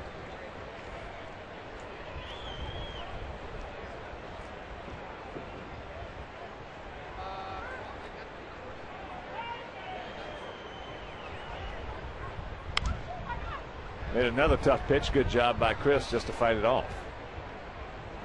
Well, the hitter realizes that pitch is too close to take. A lot of guys will put that ball in play. Chris able to foul it off and at least see another one. Made another good pitch. And a low underhand toss. Euclid. Solid first baseman. Sucks it up. 1 out. Pretty easy play. Made it a little difficult.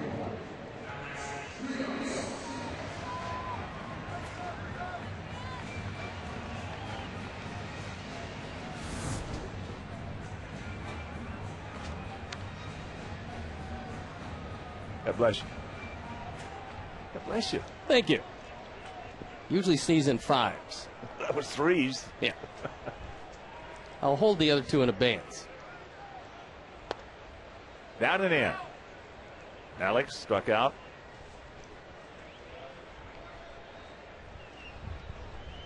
Pittsburgh has come back to tie St. Louis at 4. Tigers did not score in the top of the 8th at Tampa Bay.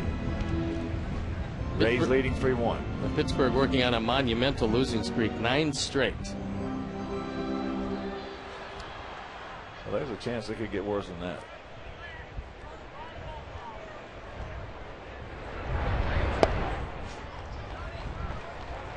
And that's just a terrific sports style.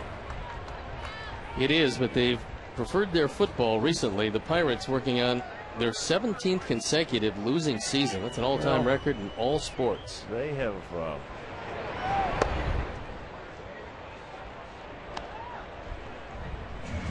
they've had some shaky decisions made over there in the past decade or so.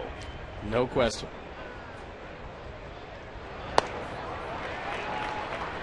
Full count to Alex.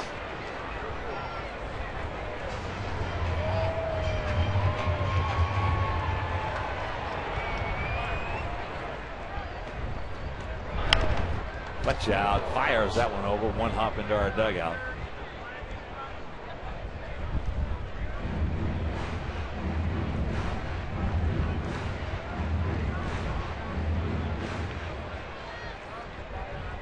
Gap out there in right center. Got him upstairs. Lester does that as well as anybody. He'll cut the ball down and in, keep it down and away, and then when he goes to get you, he heats you upstairs and throws it right by you.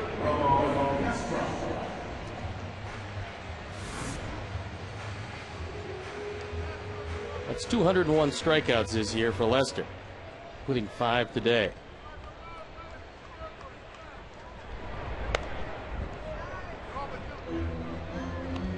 Want to know the count? It's Castro who was a strikeout victim.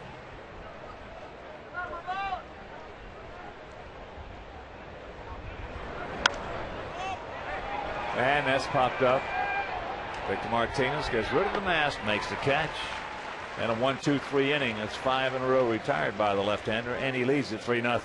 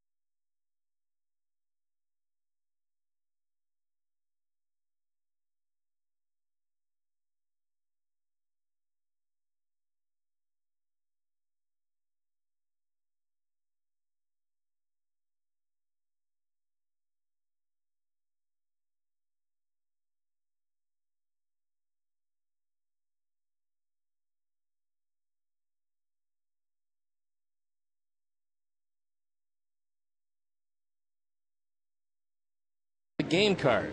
Buy one pizza, get the second pizza for half price.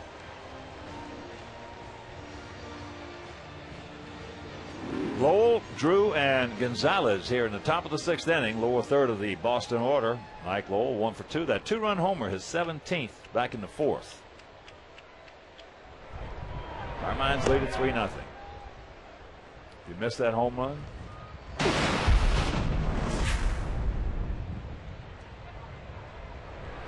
Lowell hits a towering drive to left field. and right there, Johnny's going to pick it up, throw him out, 1 down.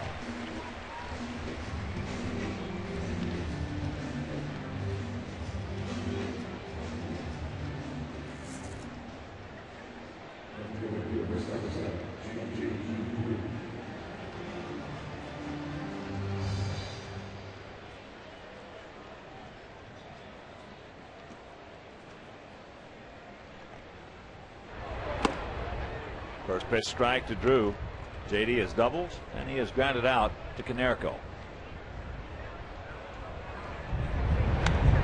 And the count 0-2.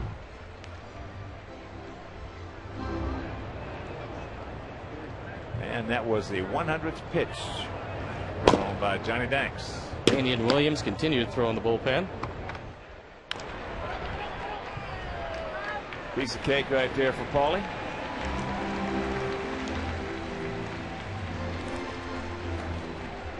Two down to Alex Gonzalez.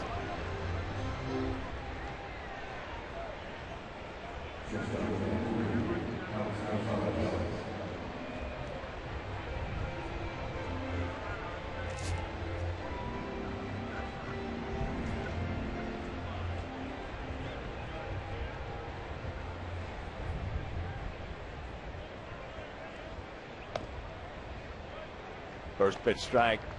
Starts him off with a changeup. Mark Burley against Josh Beckett tomorrow afternoon.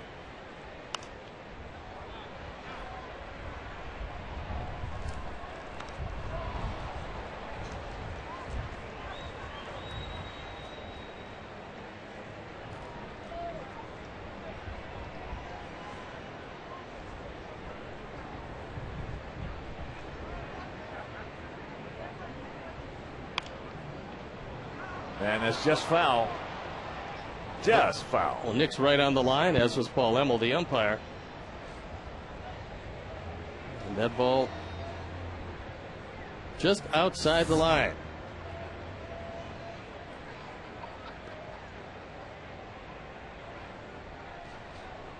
That game tomorrow also a 105 start.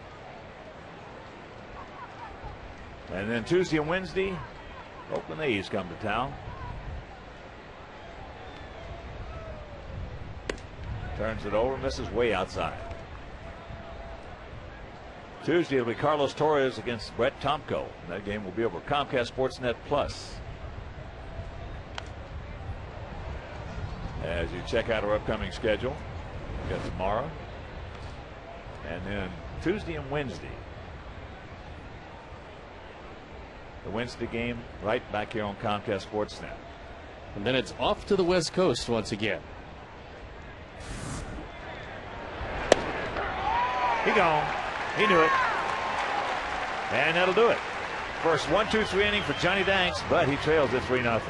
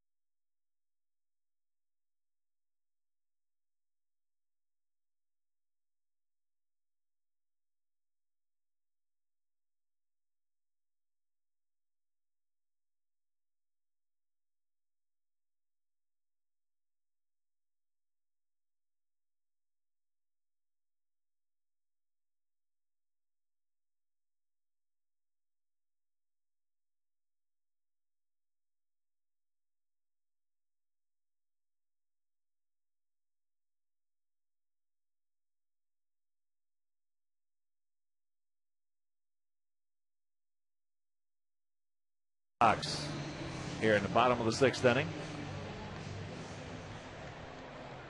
It'll be the top of the order. Posednik, Nix, and Konerko to face the 25-year-old southpaw John Lester, who just made his 86th pitch. Just 3 hits so far given up and 1 walk. Lester's been tough.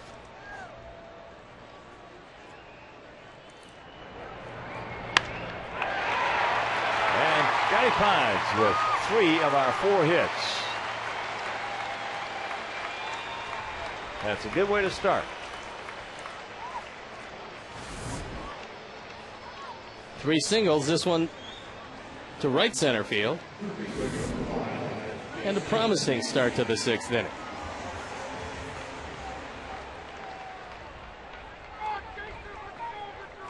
Jason has walked in, he has struck out.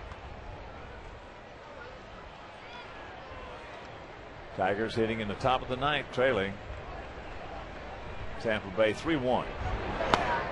Tigers lately have been making some comebacks.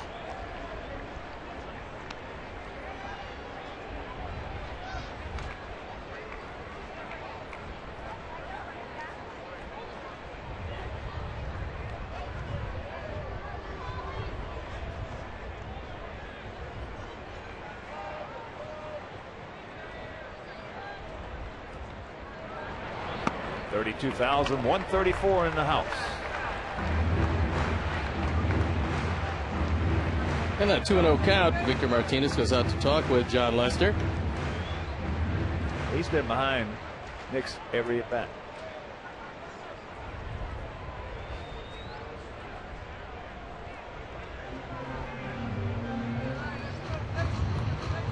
Randy's ready.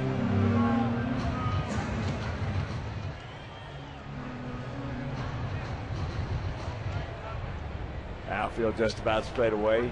Just a bit of a gap out there in right center field. Good lead by Posednik.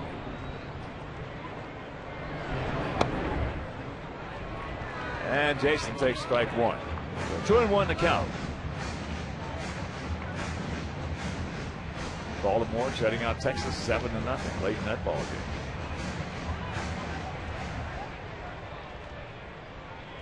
That game at the top of the 8th at Oriole Park.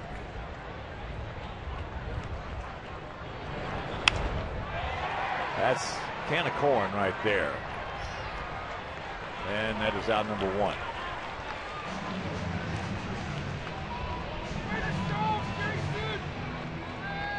So here's Paulie. He's 0 for 2. He's due.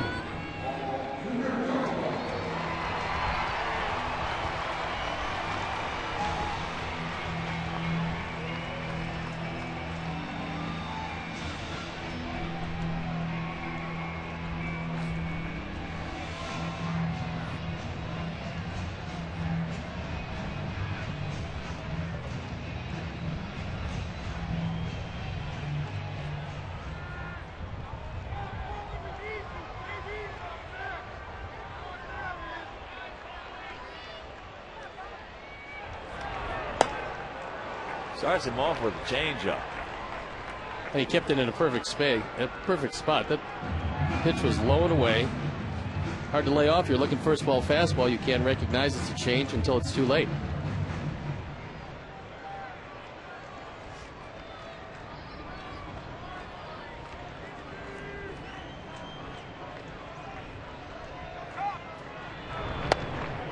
Comes back with another strike. And very quickly 0-2 with Jermaine Dye on deck.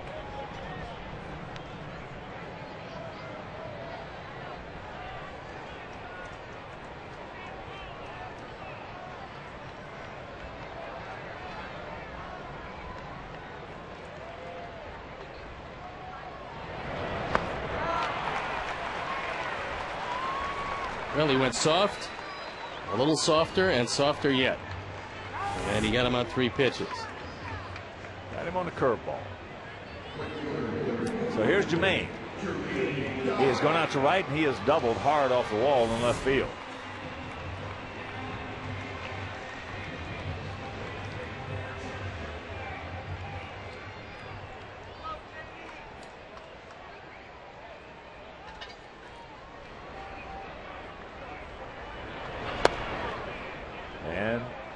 happy Labor Day weekend to each and all. Make it a loving and a safe one.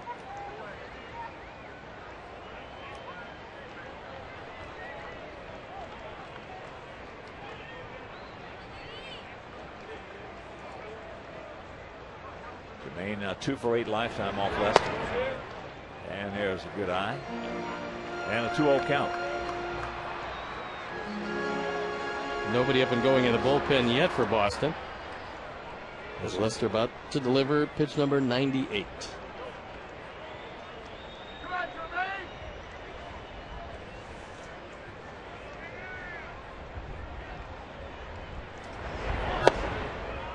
And it's 3-0. Don't help him out. Got the tying run, potential tying run on deck. Carlos Quentin.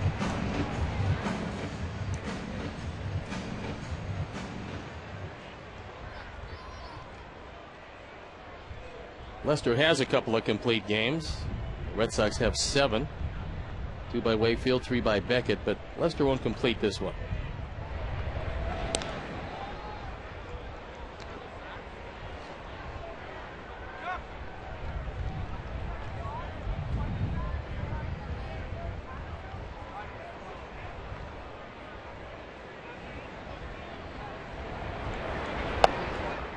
And that's a strike. 3-1 to count to JD.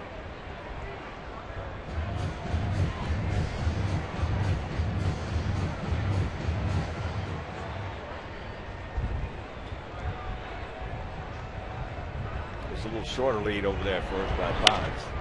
Ball hit hard, sucked up by Lowell. They get the force to Pedroia. We get the leadoff man aboard, and he retires the next 3. We'll go to the 7th, 3-0 bad guys.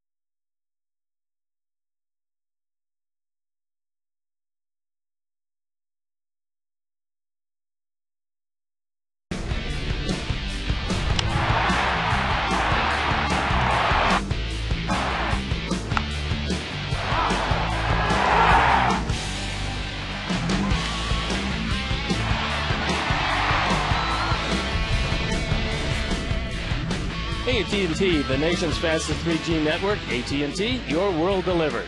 And Randy Williams comes into the game. Top of the order, Jacoby Ellsbury, 2 for 3 in this game with a run scored. There you look at the numbers. On for the 16th time. The ERA a bit up there. Last couple appearances have made it so, but left-handers have had a great deal of difficulty with it. 1-1 to count.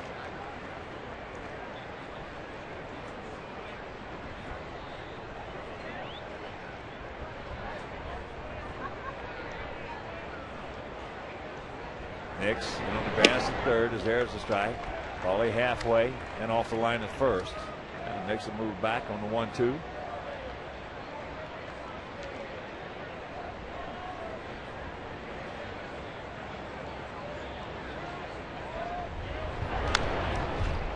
Breaking ball. Made a mistake with it and got away with it. And he continues to loosen. Pedroia in the on-deck circle, a right-hander, and then the switch hitting Martinez. Then right-hand hitters Euclid and May.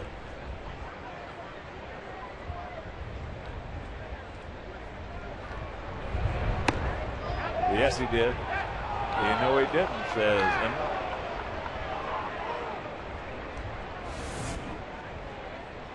Take another look at it. That fastball up and out of the zone. And from the side. Looks like he made a check. Yep. Chopper. This has got to hurry. And beat it. So the second infield hit by Ellsbury. More importantly, though, for Boston, leadoff man aboard. And the leadoff hitters in this game for both sides, 6 for 7. Ellsbury 3 for 4. Scotty Potts 3 for 3.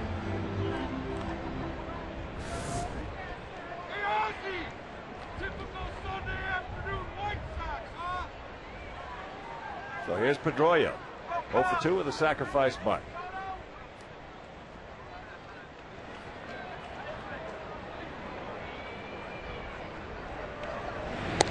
Tigers have 2 men aboard, 1 out, top of the 9th, trailing Tampa Bay 3-1.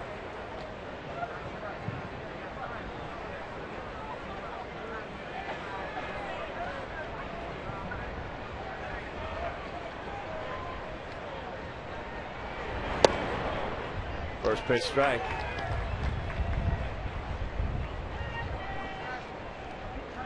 And Mags Ordonez at the plate. As I say, if you can keep away from the little fellow and Miguel Cabrera, you should be in pretty good shape. Big guy. Yeah, Placido Polanco is a tremendous player, and he's been right in the middle of just about everything for the Tigers on this recent streak.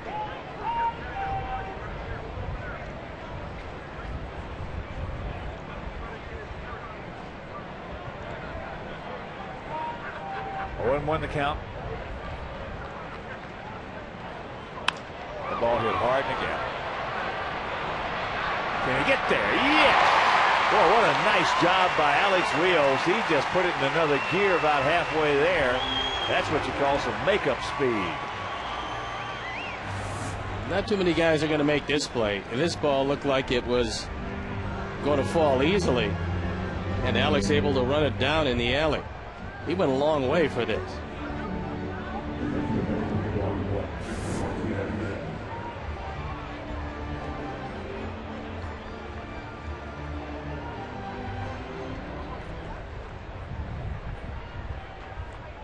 So a nice play by Rios.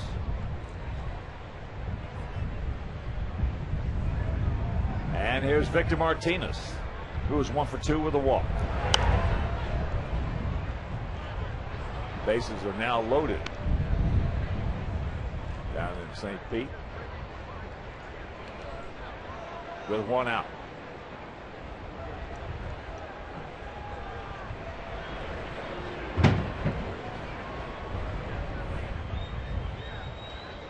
Troy is looking to see if his bat's cracked. He can't believe that that ball didn't go further.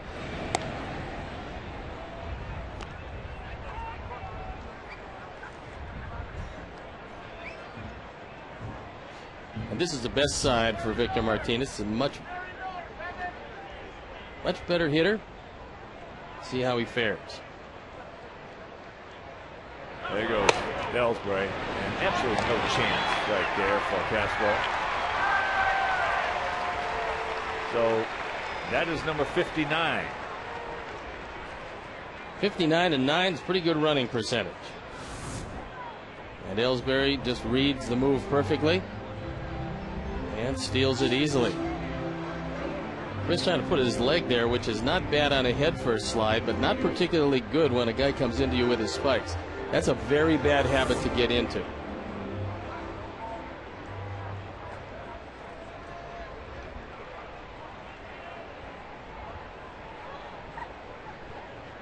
1-1 to count.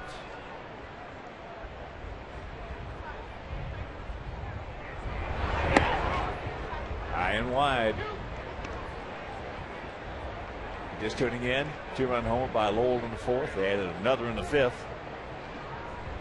And off Lester, well, the only shot we had him was in the 1st inning. Vibes had an infield single, a walk to Nix, and then there was a pop-up by Canerco that Pedroia made a heck of a play on, going with his back towards the infield and the right field, turned around and doubled off Podsednik at second. Since that time, Lester has been in charge. If you let the good ones off the hook early, sometimes you just never get to them.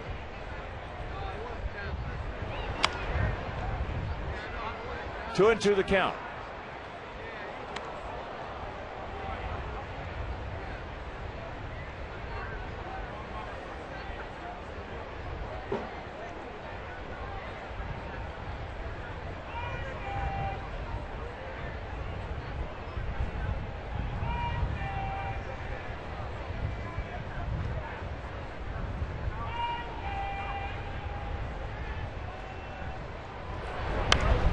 Turns it over.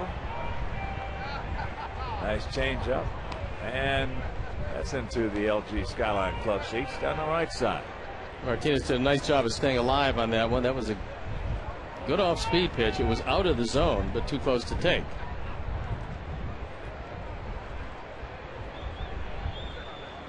Tigers have just taken a 5-3 lead.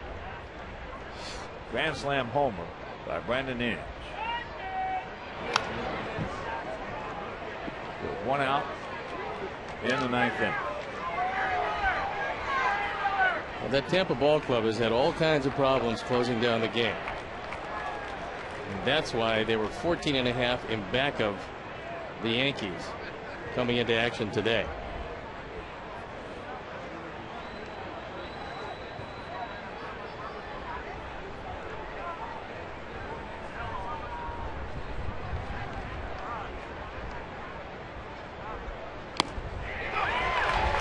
He gone. 2 down.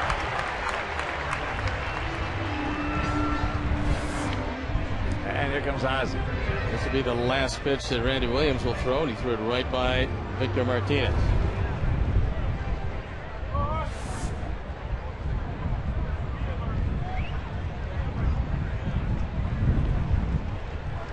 So Williams will depart. Pena comes on there. We'll be back.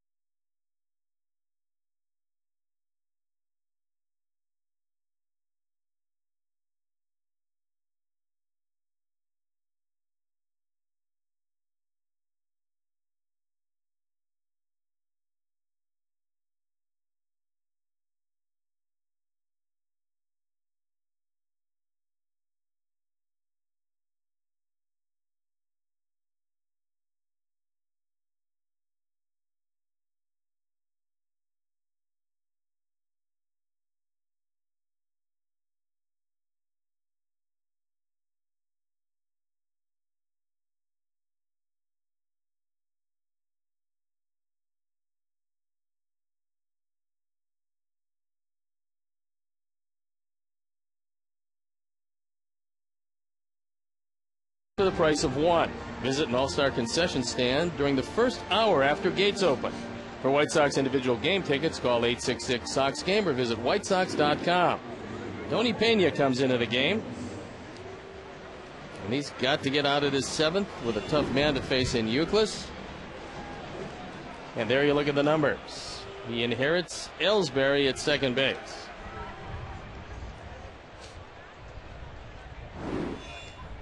Youkilis 0 for 2 and was hit by a pitch.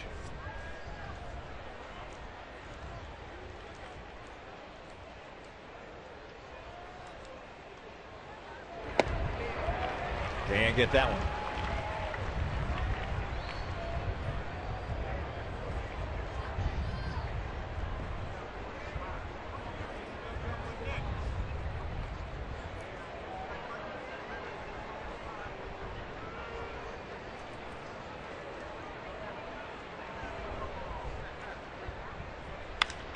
That ball hammered into center field, but Alex is there. It's a hang with him by Youkilis. He just killed it. Meanwhile, 7th inning stretch. It is still 3-0 Boston.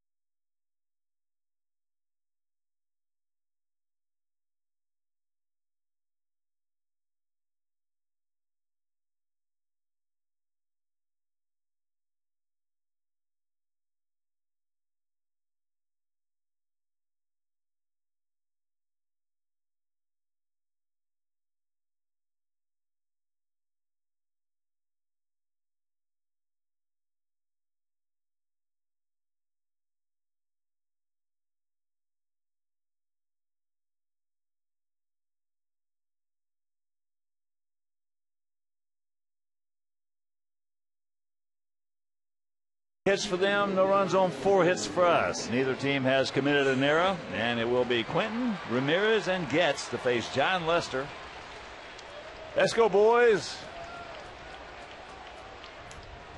We need some runs.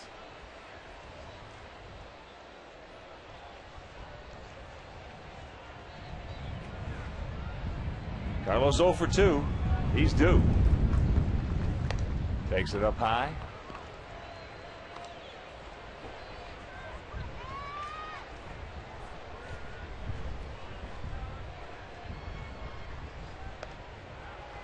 And pulls the string on him, had him way out in front and off the ball. That Lester changeup has been a good weapon today. Yes, it has. And there's hard throwing Daniel Bard.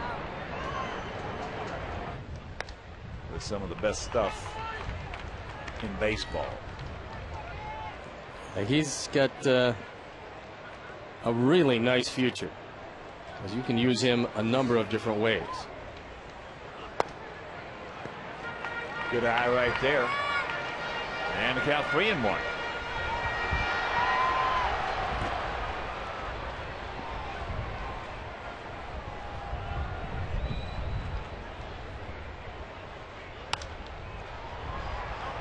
High into right field, J.D. Drew. 1 out.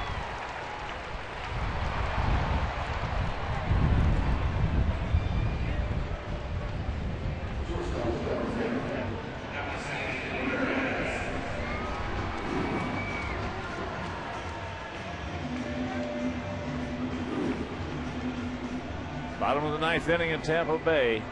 Tigers leading 5-3. Grand slam homer. Brandon Inge. Top of the 9th with 1 out.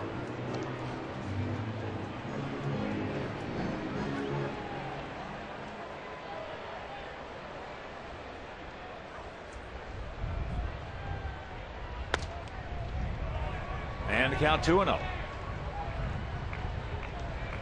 This will be the 107th pitch run up to home plate by Lester.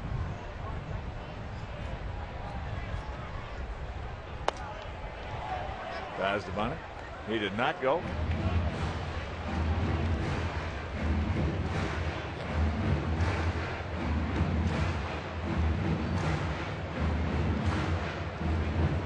Ball playing back a few steps of the bag and off the line at third.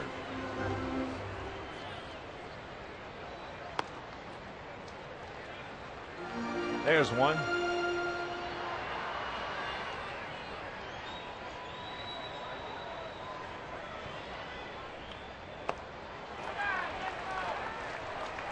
And took a lot off. That was a good solid breaking ball. 3-1 hitter looking fastball. And that ball just dove out of the zone. Payoff pitch.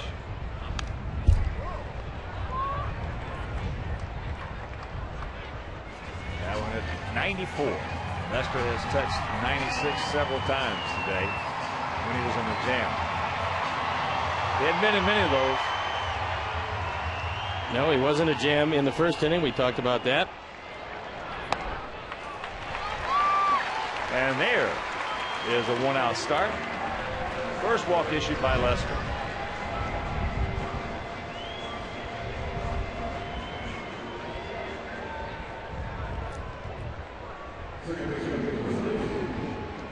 Check that second walk. He walked Nix back in the first inning.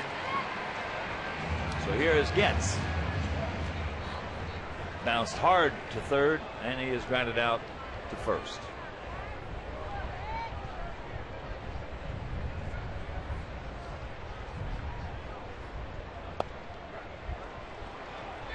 Takes the strike. Billy Wagner, the left-hander. Daniel Bard, the big right-hander.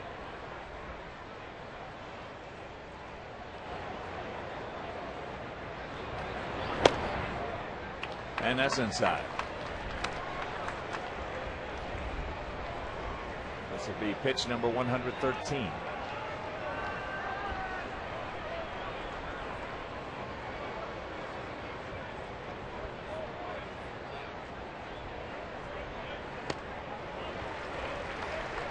And it's a strike, swinging strike. Alex Rios on deck.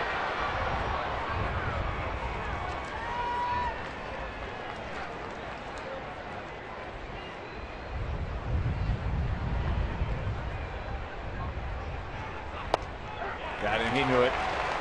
He just got outguessed. As soon as he saw that fastball in the corner, he just walked on back to the dugout. Well, he's done a good job of pitching gets inside today.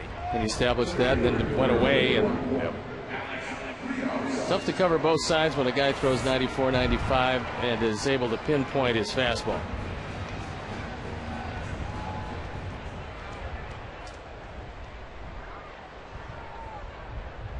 It's the final. Tigers beat Tampa Bay 5-3 with 4 runs in the top of the ninth.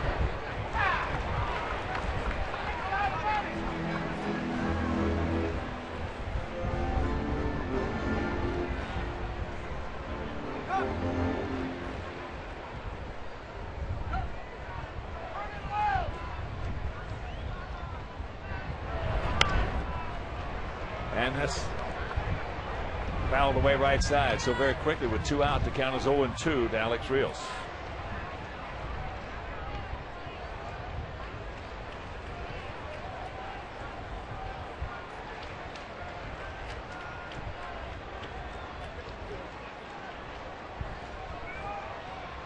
Good 2-strike hitter, buddy. Come on. Lester thought he had it. Martinez just kind of posed there for him. But it went around the plate. Yeah, that ball probably was a little low also, but good call by Gary Darling.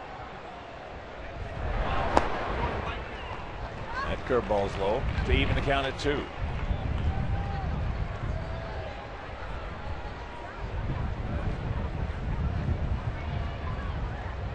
Two out, 2 balls, 2 strikes. Bottom of the 7th.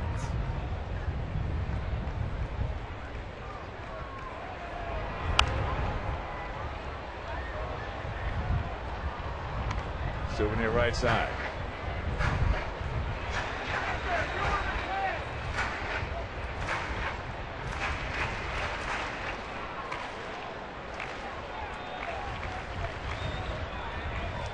This will be the 120th pitch. And that's a strike. And a strikeout. His 8th. And it'll do it. We're into the 8th, trailing 3-0.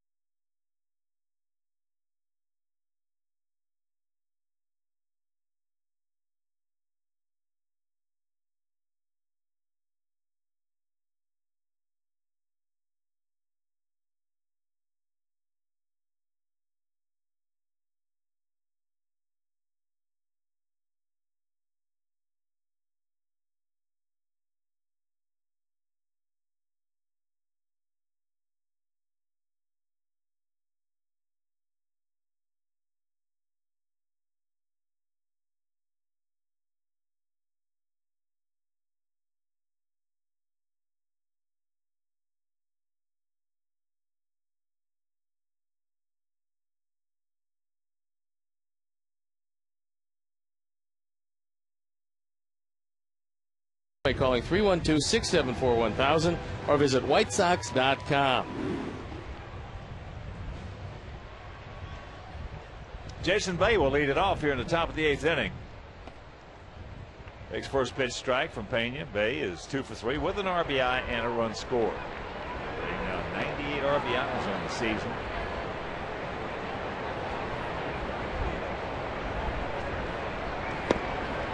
And count nothing in 2. Outfield for the most part straight up, about equidistant and spread out.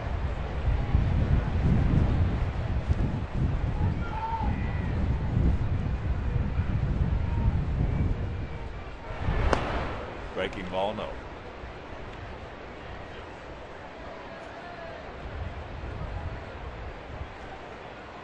Ortiz on deck, Lowell in the hole. Red Sox 2 in the 4th, 1 in the 5th. 2-run homer by Mike Lowell. And that's off the plate. And after that, some pretty airtight pitching by John Lester. 3 Posednik hits, 1 by Dive. That's been it.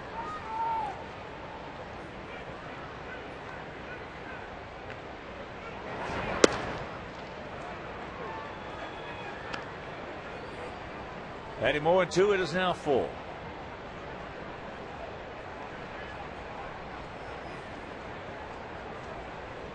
David Ortiz waiting in the on-deck circle.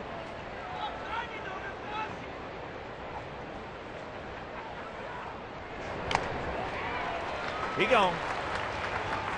1 out.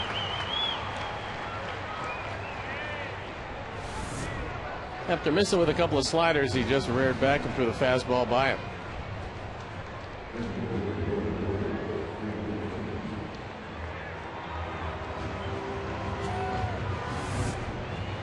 Here's Ortiz. He is grounded to second, struck out, and lined hard to center.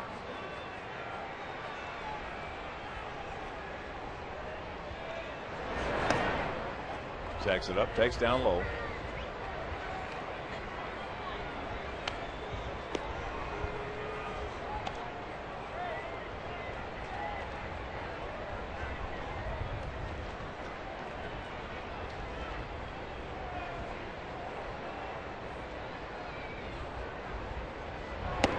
And there's a strike to even the count at 1. Ortiz comes in with those 22 homers and 79 RBIs. So the batting average way down.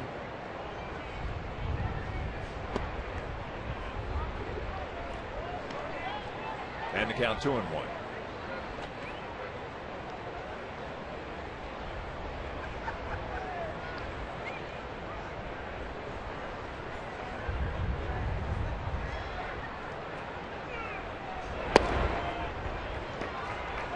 Three balls and a strike. 33-year-old veteran. After leaving Minnesota, going to Boston, just rejuvenating that Red Sox offense along with Manny Ramirez. What a 1-2 punch that was. Wow. That's off the end of the bat. Nix throws him out. 2 down. No chance to outrun that one. That one was squibbed right at Nix, who was in the shortstop position because they shifted so radically on Ortiz.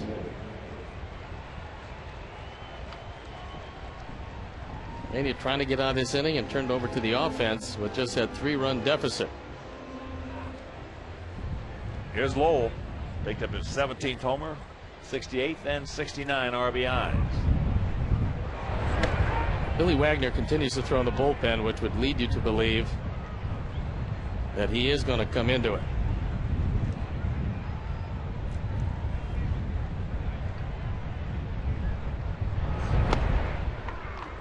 There's a strike to even the count at 1. And once again, a reminder, tomorrow at 1:05, finale of this 4-game set. Mark Burley against Josh Beckett. That game right back here on Comcast Sportsnet. And that's softly hit down to first. And Paulie will do it. So a nice inning right there for Pena. He has faced 4 since he has come in, retired them all. And we'll go to the bottom of the 8th, 3-0 Carmines.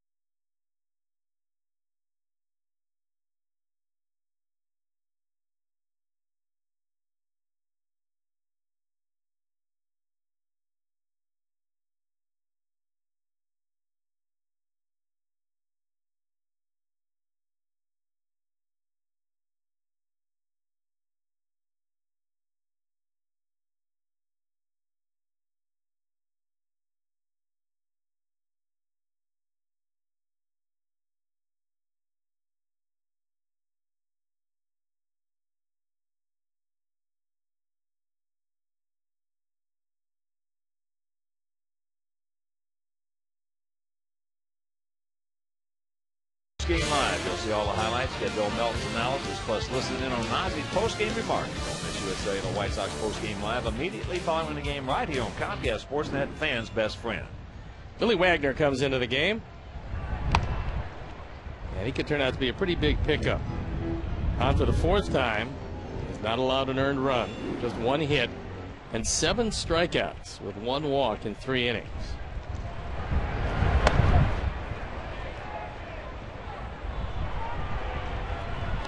He did go, says Carlson. Some defensive changes for the Red Sox. It's Youkilis at 3rd and Kochman at 1st.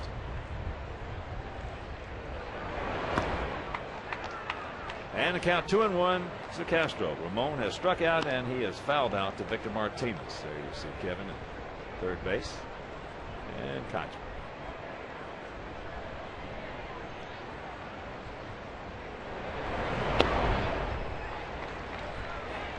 So the count 3-1. Sednick on deck and Nixon in the hole. Sednick's probably going to be the only guy in this ballpark unhappy to see Lester go.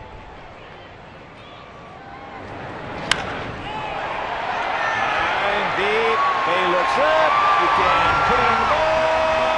Yeah! Home run for Ramon Castro, his 4th. And it's a 2-run ball game.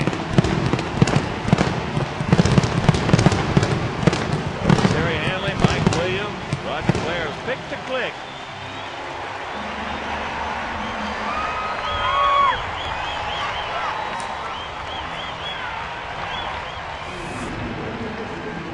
Ramon gets every bit of this one. It's a fastball up and out over the plate. It's our Ford home run replay, and it went a mile. He's now driven in 11. So that pitch inside. Scotty Potts, is 3 for 3 today.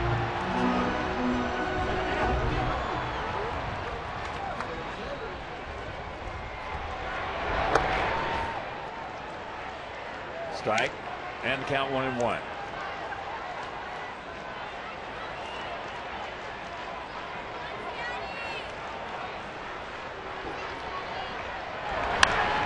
Down ball. Kochman. 1 out. Don't stop now, boys. Let's go.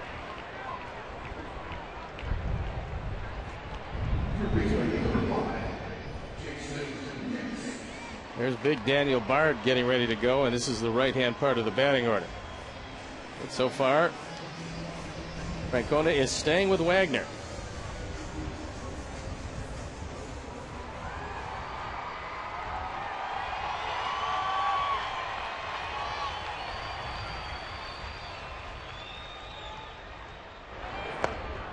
Takes ball 1. Jason's 0 for 2. A walk in the 1st inning, a strikeout in the 3rd, and fly out to left in the 6th.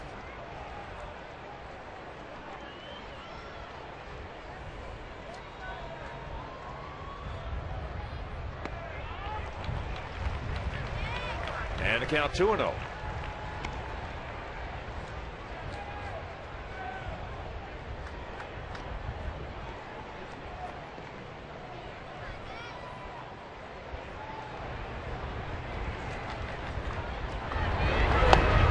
There's the strike. Bottom of the 8th in Houston. Astros leading the Phillies 4-3. Bottom of the 7th in Kansas City. 7-2 Angels. Rockies leading Arizona 7-1. Bottom of the 4th in Denver.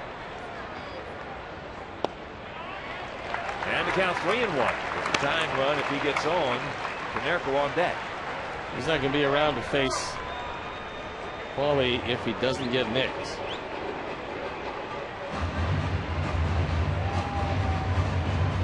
Beats the Yankees 14-8 up at the Rogers Center. Pittsburgh over St. Louis 6-5 at PNC. That ball hit deep, but not deep enough.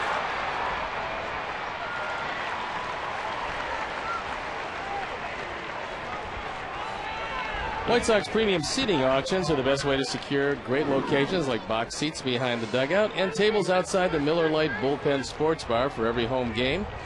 And the opening bids start as low as $55 a seat. Visit WhiteSox.com to place your bid. So that got Terry Francona, the home run by Castro. The ground out, the fly ball to left by Nix. He departs, and we'll be back.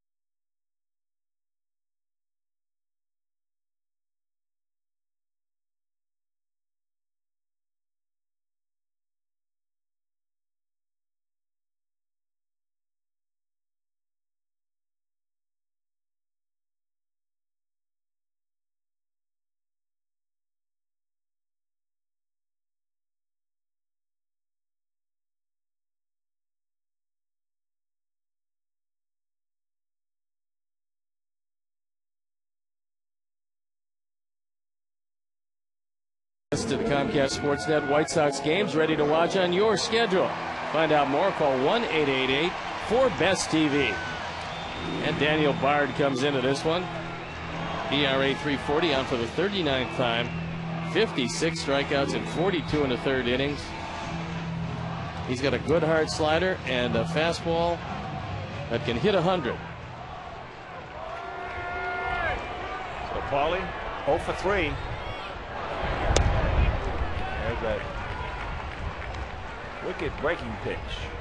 Throws that anywhere from 85 to 88. Yeah, he was touching 99 consistently against us in Boston. Pretty tough to handle. Hey, I said he's got some of the best stuff in the game. Not just on his team.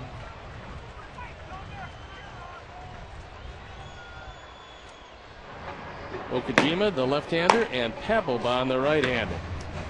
Papelbon got fined for taking too much time, huh? Only $5,000. It's not the first time he's been fined for that either. For dilatory tactics. And taking a long time.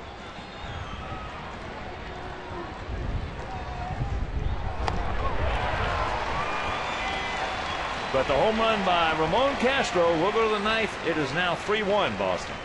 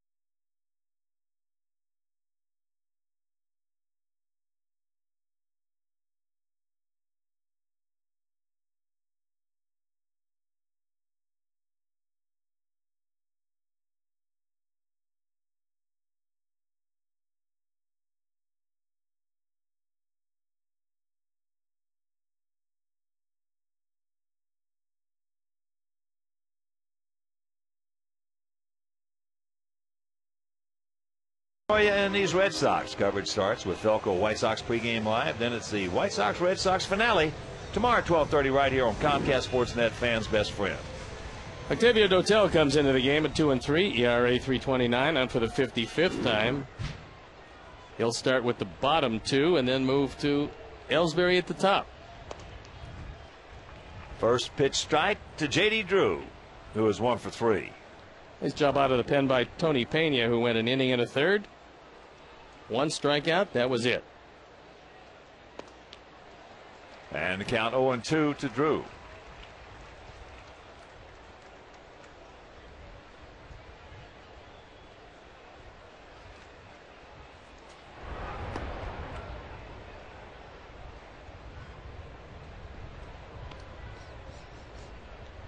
Ramon Castro pointed out to Paul Emmel, but he didn't feel that he even needed to make a call.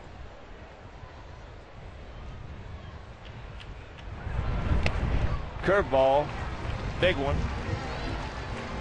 He gone.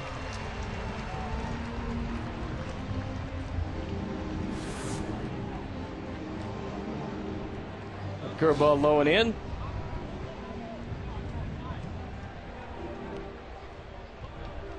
And Ramon did indeed catch it cleanly.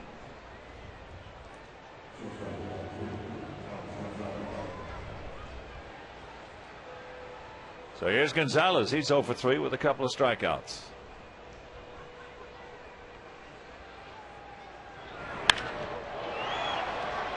Get down. It will. As he's on his way to second base, here's a throw, not in time. Just a rocket off the bat of Alex Gonzalez, picking up his 5th double. Unfortunately, it was a sinking line drive because he hit that ball hard enough to get it well out of here. And then runs it into 2. Well, he hit 23 home runs back in 04 with the Marlins. That's not an easy park to hit home runs for a right-hander.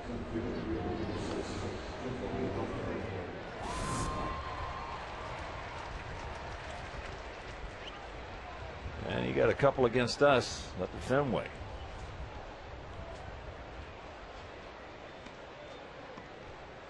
Gonzalez, get some of that dirt out. And here's Ellsbury. He's 3 for 4. A couple of infield singles, and also has scored a run.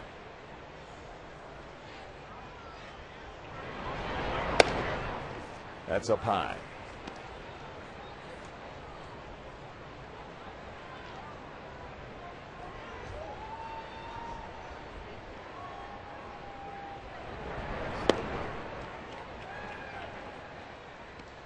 To 2-0 the count. If the score stays like this, it's going to be the man you're looking at there, Jonathan Papelbon, who will come in.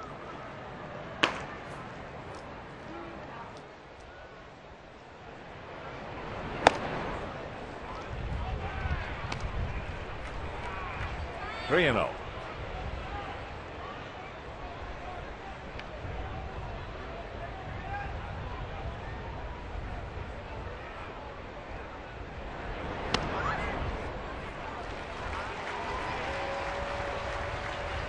So the walk.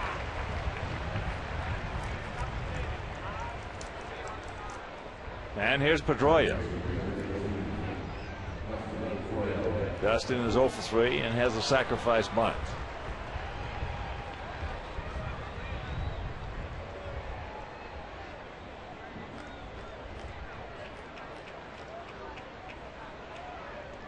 That's beat the Cubs 4-2 in New York. As that's ball 1.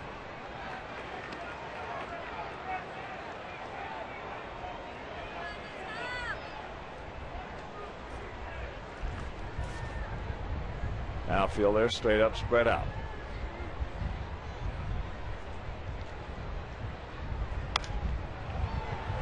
And that's out of play. Right side. Bottom of the 9th in Milwaukee. Giants and the Brew Crew tied at 1. Top of the 5th in Colorado. Still 7-1. Rockies over the D-backs.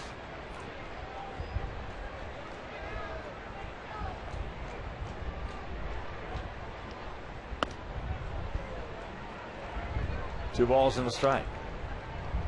Cleveland beat Minnesota 3-1. 14-8. Blue Jays handed it to the Yankees.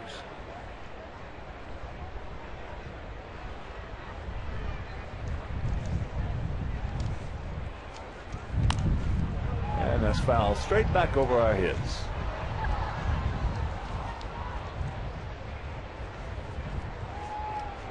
Patel better be careful on the inside part of the plate. Pedroia always looking fastball, and he would prefer it middle in.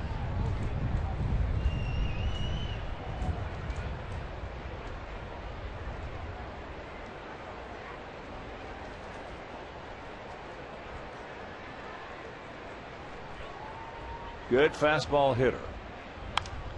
And there was a fastball in 91, fouled away right side. Outfield straightaway fairly deep in all fields.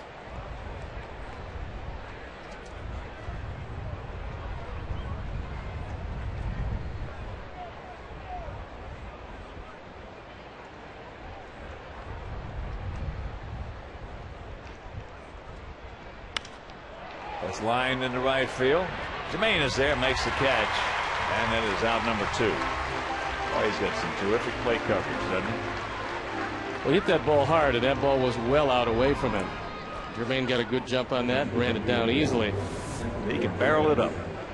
Yep, you see where that pitch is. That pitch is low and off the plate at 91. Yet he still put it on the good part of the bat and hit it hard. Victor Martinez is 1 for 3. He walked in the first. Had an infield single. Victor did in the third. Then he went out to center and struck out. For our guys in the bottom of the ninth, Dye, Quinton, and Ramirez. The first 3.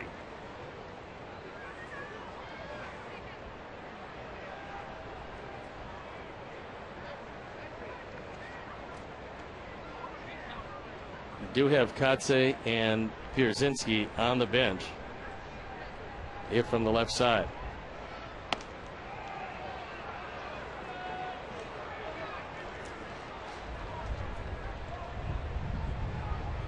Two and 0 the count. Here's a look at Mark. Mark had a terrific series against his former mates. A couple of home runs.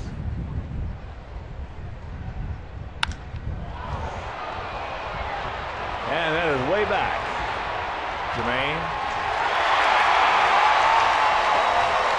It is now 6-1. 3-run homer by Victor Martinez off Octavio Dotel. I believe that's the first hit ever by Martinez off Dotel. But it was a dandy. 21st home run. He's driven in 91, and this is a fastball right down the middle, just above the belt, and gone.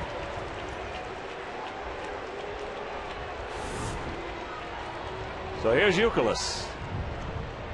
0 for 3.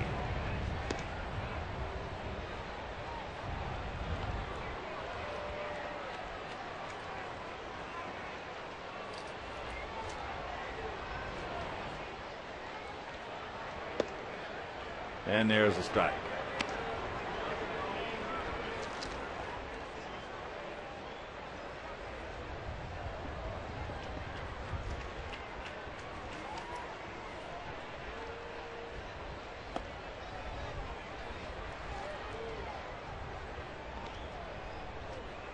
Well, our bullpen in that Boston series, when that starting off that road trip, in the 4 games, gave up 12 runs.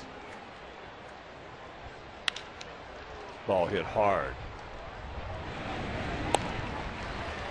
So they laid out a little hemp here off Dotel, and we go to the bottom of the ninth. It is Boston by 5.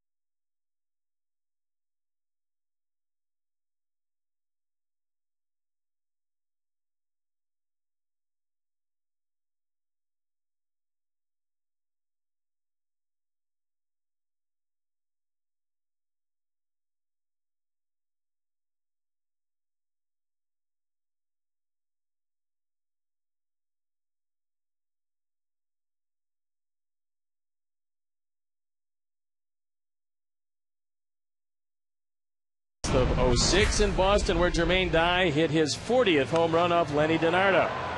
Jermaine joined 3 other White Sox to hit 40 home runs in a season. Later that year, Jim Thome would also join this club. Back on this date in 2006. 44 home runs. And Jonathan Papelbon comes in the game.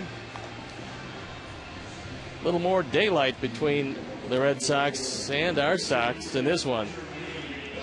If Papelbon comes on, there you see some pretty good numbers. He's in to nail it down for John Lester. 28-year-old right-hander, 6'4", 225 pounds, out of Jacksonville, Florida.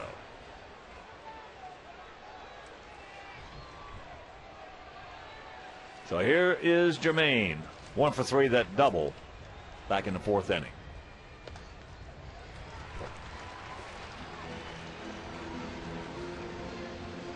Papelbon basically a one-pitch pitcher. But that one pitch has been good enough for him this year.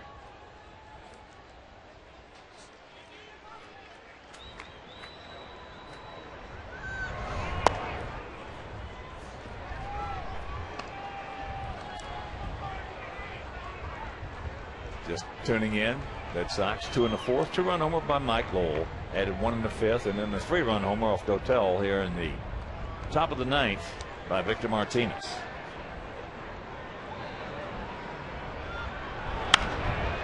Out of play right side. But tomorrow, as the Sox, looks like we're going to trail the season series 3-4 for Boston. We'll try to even up that series with Mark Burley against Josh Beckett. That game right back here on Comcast Sportsnet.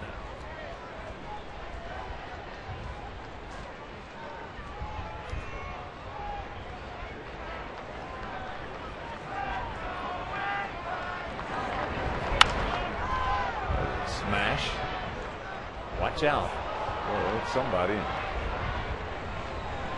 Bounce back onto the field.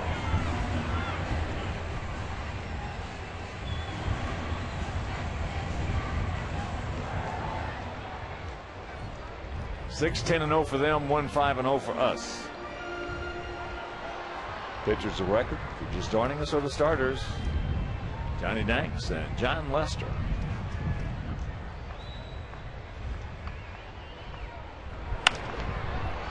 High and to right, J.D. Drew.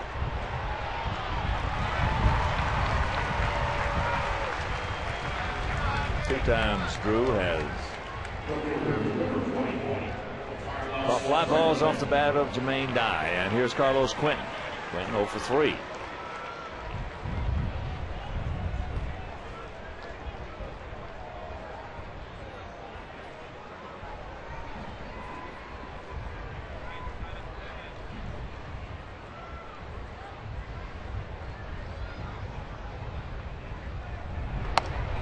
That's up high.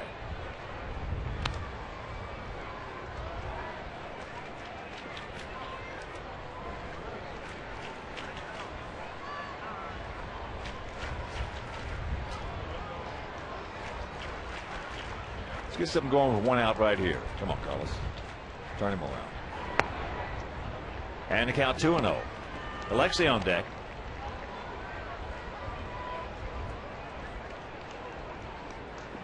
Last pitch was Papelbon's attempt at a sinker. Wasn't a good one, but it was about 7 miles off his fastball.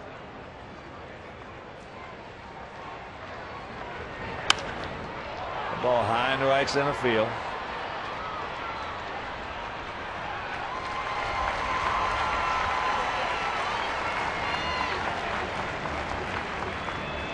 And that's out number 2.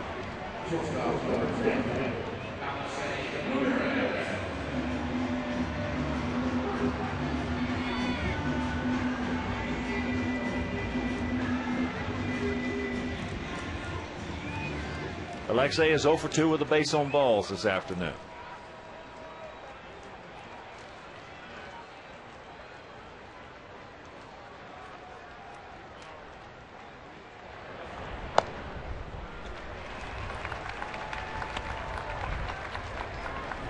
This is who's going to hook up tomorrow. Josh Beckett at 14-5 against Mark Burley, 11-7. ERAs almost identical.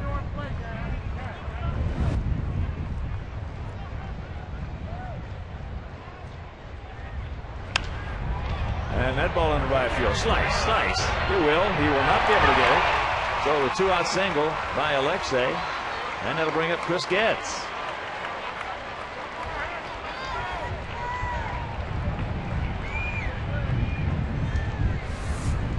Ramirez keeps it alive. It's the fastball low and away, able to throw it in a pretty good spot, and he hit it in a better spot.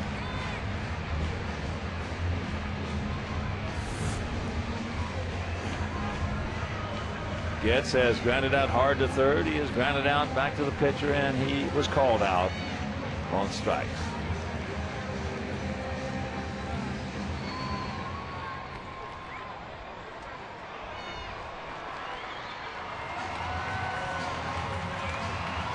Victor Martinez went out to talk with Jonathan Papelbon. He's got a 5-run lead with 1 out to go. I'm not sure what words of wisdom he can impart to him at this point. He was just telling him about the pitch he hit out for that 3-run homer. Did you know that's the first hit I ever got off Octavio Dotel? And that took you out of this save situation. How do you like that? Sorry about that, pal.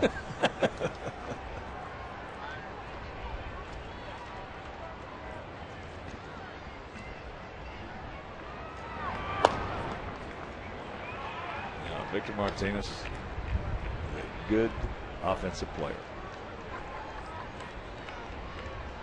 Good competitor. That's what I like about him. He'll compete with you. He was also one of the leaders in that clubhouse when he was with the Indians, if not the leader of that team. And the Indians, if you haven't heard, have lost Grady Sizemore for the rest of the season. Going to finally have that elbow operated on.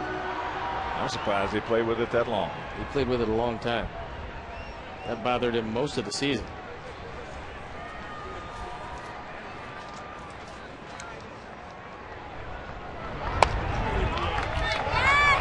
That's outside, and the count 3-1.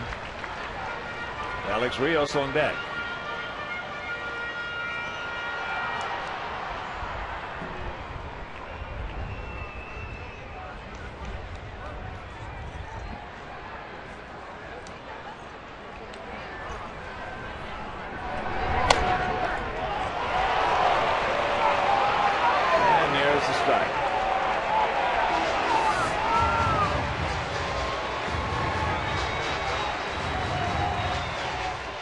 Victor eases it down a bit. Gets the benefit of the call. 3-2, 2 out. And this will do it. This ball game is over. So the Sox, our White Sox, take the first two by scores of 12-2 and 5-1. Good pitching by Garcia and Floyd. Johnny Danks didn't pitch poorly today. Bullpen couldn't help him. As they win it 6-1. And Tigers winning today, coming back Stone Pony with 4 in the ninth. Tigers been doing that a lot lately, and unfortunately there was no rally here today as John Lester was a little too tough. And then it went Wagner, Bard, and Papelbon, and the 4-game winning streak goes by the boards. Well, we got 1 run on 6 hits. We only stranded 3. That'll sum that up for you right there. So, for my partner, former Cy Young Award winner Steve Stone, for our Hall of Fame director Jim Angio, our producer Todd Benjaminson.